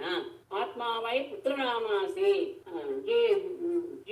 ಸಜೀವ ಶರದಶತಂ ಅಂತ ಇದು ಮಾಡ್ತಾರೆ, ಆಶೀರ್ವಾದ ಮಾಡೋದು ಉಂಟು. ಹಾಗಾಗಿ ತಸ್ಮಾತ್, ಆದ್ದರಿಂದ ಅಸ್ಯ ಭಕ್ತ ಅಂದ್ರೆ ಅವನ ಮಗನೇ ಈ ಸ್ಥಾನದಲ್ಲಿ, ರೋಮಹರ್ಷಣ ಸ್ಥಾನದಲ್ಲಿ ಹೇಳುವವನಾಗ್ತಾನೆ. ಅವನು ಆಯುಹು ಇಂದ್ರಿಯ ಸತ್ವವಾನ್ ಭವೇತ್, ಅವನಿಗೆ ನಾನು ದೀರ್ಘಾಯುಷ್ಯ, ದೇಹದ ಬಲ, ಇಂದ್ರಿಯ ಬಲ ಎಲ್ಲವನ್ನೂ ಸಹ ನಾನು ಅವನಿಗೆ ಕೊಡ್ತೇನೆ. ಕೊಡ್ತೇನೆ ಅವನಿಗೆ ಉಂಟೆ. ಮಗನೇ ರೋಮಹರ್ಷಣನ ಮಗನೇ ರೋಮಹರ್ಷಣ ಎನ್ನುವ ರೀತಿ ಇದೆ, ವೇದ ಹೇಳುತ್ತೆ. ಹಾಗಾಗಿ ಅವನ ಸ್ಥಾನದಲ್ಲಿ ಆತನ ಮಗ ನಿಮಗೆ ಎಲ್ಲ ರೀತಿಯ ಪುರಾಣ ಪ್ರವಚನವನ್ನ ಮಾಡುವಂತವನ ಆಗಲೇ. ಹಾಗಾದಾಗ ರೋಮಹರ್ಷಣ ವಧೆಯೂ ಸತ್ಯ ಆಯಿತು, ತಂದೆಯ ಮಗನಾದ್ದರಿಂದ ಮನುಗಳು ಕೊಟ್ಟಿದ್ದಂಥವರು ಸಹ ಸತ್ಯವಾಯಿತು ಅನ್ನೋದು ತಾತ್ಪರ್ಯ. ಹಾಗಾಗಿ ಅದೆರಡು ಸಹ ಆ ಮಗನಿಗೆ ಹೊಂದವೆ. ಕಿಂವ ಕಾಮೋ ಮನುಶ್ರೇಷ್ಠ ಬ್ರೂತ ಅಹಂಕರವಾಣ್ಯಥ ಅಜಾನತಃ ಅಪಚಿತಿಂ ಯಥಾ ಮೇ ಚಿಂತ್ಯತಾಂ ಬುಧಾಃ. ಮನುಶ್ರೇಷ್ಠಾಃ ಅಥ ವಹ ಕಿಂ ಕಾಮಃ ಅಹಂ ಬ್ರೂತ ಅಜಾನತಃ ಮೇ ಅಪಚಿತಿಂ ಯಥಾ ಬುಧಾಃ ಚಿಂತ್ಯತಾಂ. ಮನುಷ್ಯಶ್ರೇಷ್ಠಾಃ ಮನುಷ್ಯಶ್ರೇಷ್ಠರೇ, ಅಥ ಇದಲ್ಲದೆ ವಹ ಕಿಂ ಕಾಮಃ ಅಹಂ ಕರೋಮಿ. ನಿಮ್ಮ ಇನ್ನು ಯಾವ ಇಚ್ಛೆಯನ್ನು ನಾನು ಮಾಡಿಕೊಳ್ಳಿ, ನಿಮ್ಗೆ ಇನ್ನು ಯಾವ ಇಚ್ಛೆ ಇದೆ ಅದನ್ನು ಹೇಳಿ, ಅದನ್ನು ನಾನು ಮಾಡ್ತೇನೆ. ಅಜಾನತಃ ಗೊತ್ತಿಲ್ಲದೆ ಆದಂತಹ ಅಪಚಿತಿ ಆ ಪ್ರಾಯಶ್ಚಿತ್ತವನ್ನ ಯಥಾ ಯಾವ ರೀತಿಯಲ್ಲಿ ಮೇ ಯಥಾ ಅಪಚಿತಿ ನನಗೆ ಯಾವ ರೀತಿಯಲ್ಲಿ ಅದು ಪ್ರಾಯಶ್ಚಿತ್ತ ಆಗ್ಬೇಕು ಎನ್ನುವುದನ್ನು ಸಹ ಬುಧಾಃ ಚಿಂತ್ಯತಾಂ. ವಿದ್ವಾಂಸರಾದ ನೀವು ಯೋಚನೆ ಮಾಡಿ ಹೇಳಿ. ನಿಮಗೆ ಇನ್ನೇನಾದರೂ ಕಾಮನೆ ಇದ್ದರೆ ಅದನ್ನು ಹೇಳಿ, ಅದನ್ನು ನಡೆಸ್ಕೊಡ್ತೇನೆ. ಈ ಬ್ರಹ್ಮಹತ್ಯೆಗೆ ಪ್ರಾಯಶ್ಚಿತ್ತ ಏನು ಅನ್ನೋದು ಸಹ ನನಗೆ ಗೊತ್ತಿಲ್ಲ. ಅಷ್ಟೇ ಎಲ್ಲ ಗೊತ್ತಿಲ್ಲದೆ ಮಾಡಿರುವಂತಹ ಈ ಕೆಲಸದ ವಿಷಯದಲ್ಲಿ ನಾನು ಯಾವ ರೀತಿಯ ಪ್ರಾಯಶ್ಚಿತ್ತ ಮಾಡ್ಕೊಳ್ಬೇಕು ಅನ್ನೋದನ್ನ ವಿದ್ವಾಂಸರಾದ ನೀವು ಅದನ್ನ ನನಗೆ ಯೋಚನೆ ಮಾಡಿ ತಿಳಿಸಿ. ಋಷಯ ಊಚುಹು ಇಲ್ವಲಸ್ಯ ಸುತೋ ಘೋರೋ ಬಲ್ಬಲೋ ನಾಮ ದಾನವಃ ಸದೂಷಯತಿ ನಸ್ತತ್ರಂ ಯತ್ಯ ಪರ್ವಣಿ ಪರ್ವಣಿ. ಇಲ್ವಲಸ್ಯ ಸುತಃ ಬಲ್ಬಲಃ ನಾಮ ಘೋರಃ ದಾನವಃ ಸಹ ಪರ್ವಣಿ ಪರ್ವಣಿ ಸತ್ರಮೇತ್ಯ ನಹ ಸತ್ರಮೇತ್ಯ ದೂಷಯತಿ. ಇಲ್ವಲಸ್ಯ ಇಲ್ವಲ ಎನ್ನುವಂತಹ ಅವನ ಸುತಃ ಮಗನಾದ ಬಲ್ವಲ ಎನ್ನುವ ಹೆಸರಿನ ಘೋರಃ ದಾನ ಭಯಂಕರವಾದಂತಹ ಒಬ್ಬ ರಾಕ್ಷಸ ಇದ್ದಾನೆ. ಸಹ ಅವನು ಪರ್ವಣಿ ಪರ್ವ ಅಂದ್ರೆ ಪರ್ವಕಾಲ ಅಂದ್ರೆ ಅಮಾವಾಸ್ಯೆ ಹುಣ್ಣಿಮೆ. ಇಂತಹ ಪರ್ವಕಾಲದಲ್ಲಿ ನಹ ಸತ್ರಂ ಏತ್ಯ ನಮ್ಮ ಯಾಗಕ್ಕೆ ಬಂದು ದೂಷಯತಿ ಅದನ್ನ ಕೆಡಿಸ್ತಾನೆ. ಯಜ್ಞವನ್ನ ಕೆಡಿಸುವಂತಹ ಕೆಲಸವನ್ನ ಇಲ್ವಲನ ಮಗ ಬಲ್ವಲ ಎನ್ನುವಂತಹ ಒಬ್ಬ ಘೋರ ದಾನವ ಮಾಡ್ತಾ ಇದ್ದಾನೆ. ಅವನನ್ನ ನೀನು ಕೊಲ್ಬೇಕು. ತಂಪಾಪಂ ಜಹಿದಾಶಾರ್ಹ ತನ್ನ ಶುಶ್ರೂಷಣಂ ಪರಂ ಪೂಯ ಶೋಣಿತ ವಿಮೋತ್ರ ಸುರಾ ಮಾಂಸಾಭಿವರ್ಷಿಣಂ. ದಾಶಾರ್ಹ ಪೂಯ ಶೋಣಿತ ವಿಮೋತ್ರ ಸುರಾ ಮಾಂಸಾಭಿವರ್ಷಣಂ ತಂ ಪಾಪಂ ಜಹೇ ತತ್ ನಹ ಪರಂ ಶುಶ್ರೂಷಣಂ. ಅವನು ಬಂದು ಪೂಯ ಅಂದ್ರೆ ಕೀವು, ಶೋಣಿತ ರಥ, ವಿಟು ಅಂದ್ರೆ ಮಲ ಮೂತ್ರ, ಸುರ ಹೆಂಡ, ಮಾಂಸ ಇವುಗಳನ್ನ ಅಭಿವರ್ಷಣಂ ಅಂದ್ರೆ ಯಾಗಕ್ಕೆ ಬಂದು ಅದನ್ನೆಲ್ಲ ಯಜ್ಞದ ಆ ಕುಂಡದಲ್ಲಿ ಹಾಕ್ತಾ ಇರ್ತಾನೆ. ಅಂತಹ ತಂ ಪಾಪಂ ಆ ಪಾಪಿಯನ್ನ ದಾಶಾರ್ಹ ಮಗಳೇ ಸಂಬೋಧನೆ ಯದುನಂದನೇ ಅಂತಹ ಪಾಪಿಯನ್ನ ನೀನು ಜಹಿ ಕೊಲ್ಲು. ತತ್ ನೀನು ಆ ಕೆಲಸ ಮಾಡಿದ್ರೆ ಅದೇನೆ ನಮಗೆ ಪರಂ ಶುಶ್ರೂಷಣಂ, ಅದೇ ನಮ್ಗೆ ಬಹಳ ಉಪಕಾರ ಮಾಡಿದ ಹಾಗೆ ನಮ್ಮ ಸೇವೆಯನ್ನು ಮಾಡಿ. ಅವನು ಯಜ್ಞಕ್ಕೆ ಬಂದು ಈ ರೀತಿಯಾದದ್ದು ಕೀವು, ರಕ್ತ, ಮಲ, ಮೂತ್ರ, ಹೆಂಡ, ಅಮೇಧ್ಯ ಇತ್ಯಾದಿಗಳನ್ನೆಲ್ಲ ತನ್ನ ಸುರಿತಾನೆ ಯಜ್ಞಕುಂಡದಲ್ಲಿ. ಆ ಪಾಪಿಯನ್ನ ನೀನು ಕೊಂದು ಬಿಡು, ಅದು ನಮ್ಗೆ ನೀನು ದೊಡ್ಡ ಸೇವೆ ಮಾಡಿದಾಗ ಆಗುತ್ತೆ. ಅದಾದ್ಮೇಲೆ ನೀನು ಪ್ರಾಯಶ್ಚಿತ್ತ ಏನ್ ಮಾಡ್ಕೊಳ್ಬೇಕು. ತತಶ್ಚ ಭಾರತಂ ವರ್ಷಂ ಪರೀತ್ಯ ಸುಸಮಾಹಿತಃ ಚರಿತ್ವಾ ದ್ವಾದಶ ಮಾಸಾನ್ ತೀರ್ಥಸ್ನಾಯಿ ವಿಶುದ್ಧ್ಯಸೆ. ತತಶ್ಚ ಸುಸಮಾಹಿತಃ ಭಾರತಂ ವರ್ಷಂ ಪರೀತ್ಯ ದ್ವಾದಶ ಮಾಸಾನ್ ಕೊನೆಯಲ್ಲಿ ತಗೊಳ್ಳೋಣ. ಭಾರತ ವರ್ಷಂ ದ್ವಾದಶ ಮಾಸಾನ್ ಭಾರತ ವರ್ಷಂ ಪರೀತ್ಯ ಚರಿತ್ವಾ ತೀರ್ಥಸ್ನಾಯಿ ವಿಶುದ್ಧ್ಯಸೆ. ತತಶ್ಚ ಇದಾದ ಮೇಲೆ ಸುಸಮಾಹಿತಃ ಏಕಾಗ್ರ ಚಿತ್ತನಾಗಿ ಮತ್ತೆ ಈ ರೀತಿಯಾಗಿ ಕೋಪಗೀಪ ಅಲ್ವ ಮಾಡ್ಕೊಳ್ದೆ ಶುದ್ಧನಾಗಿ ದ್ವಾದಶ ಮಾಸಾನ್ 12 ತಿಂಗಳವರೆಗೆ ಭಾರತ ವರ್ಷಂ ಇಡೀ ಭಾರತ ದೇಶವನ್ನ ಪರಿತ್ಯ ಪ್ರದಕ್ಷಿಣೆ ಮಾಡಿ ಚರಿತ್ವ ಸಂಚಾರ ಮಾಡ್ತಾ ತೀರ್ಥಸ್ನಾಯಿ ಎಲ್ಲ ತೀರ್ಥಗಳಲ್ಲಿಯೂ ಸಹ ಸ್ನಾನ ಮಾಡ್ತಾ ವಿಶುದ್ಧಿಸೆ ನೀನು ಪರಿಶುದ್ಧನಾಗ್ತೀಯ. ಶಾಂತ ಚಿತ್ತನಾಗಿ 12 ತಿಂಗಳವರೆಗೆ ಭರತಖಂಡದಲ್ಲಿ ಸುತ್ತಾ ತೀರ್ಥ ಸ್ನಾನ ಮಾಡಿದರೆ ನೀನು ಶುದ್ಧಿ ಆಗ್ತೀಯ. ನಿನ್ನಿಂದ ಬ್ರಹ್ಮಹತ್ಯಾ ದೋಷ ನಿವಾರಣೆ ಆಗುತ್ತೆ. ತಪಶ್ಚ ಭಾರತಂ ವರ್ಷಂ ಪರೀತ್ಯ ಸುಸಮಾಹಿತಃ ಚರಿತ್ವಾದಾದಶಮಾಸಾನ ತೀರ್ಥ ಸ್ನಾಯಿ ವಿಶುದ್ಧ್ಯಸೆ. ಶ್ರೀಮದ್ಭಗವದ್ಗೀತೆ ಮಹಾಪುರಾಣೇ ದಶಮಸ್ಕಂಧೆ ಉತ್ತರಾರ್ಧೆ ಬಲದೇವ ಚರಿತ್ರೆ ಬಲ್ಬಲವಧೋಪಕ್ರಮೋ ನಾಮ 7 ನಾರಾಯಣ ಜಯಮುದೀರಯೇತು. ಸರ್ವೇ ಭವಂತು ಸುಖಿನಃ, ಸರ್ವೇ ಸಂತು ನಿರಾಮಯಾಃ, ಸರ್ವೇ ಭದ್ರಾಣಿ ಪಶ್ಯಂತು, ಮಾ ಕಶ್ಚಿತ್ ದುಃಖ ಭಾಗ್ ಭವೇತ್. ಮೇಡಮ್, ರಾಜಸೂಯ ಯಾಗ ಆದ ತಕ್ಷಣ ಮಹಾಭಾರತಕ್ಕೆ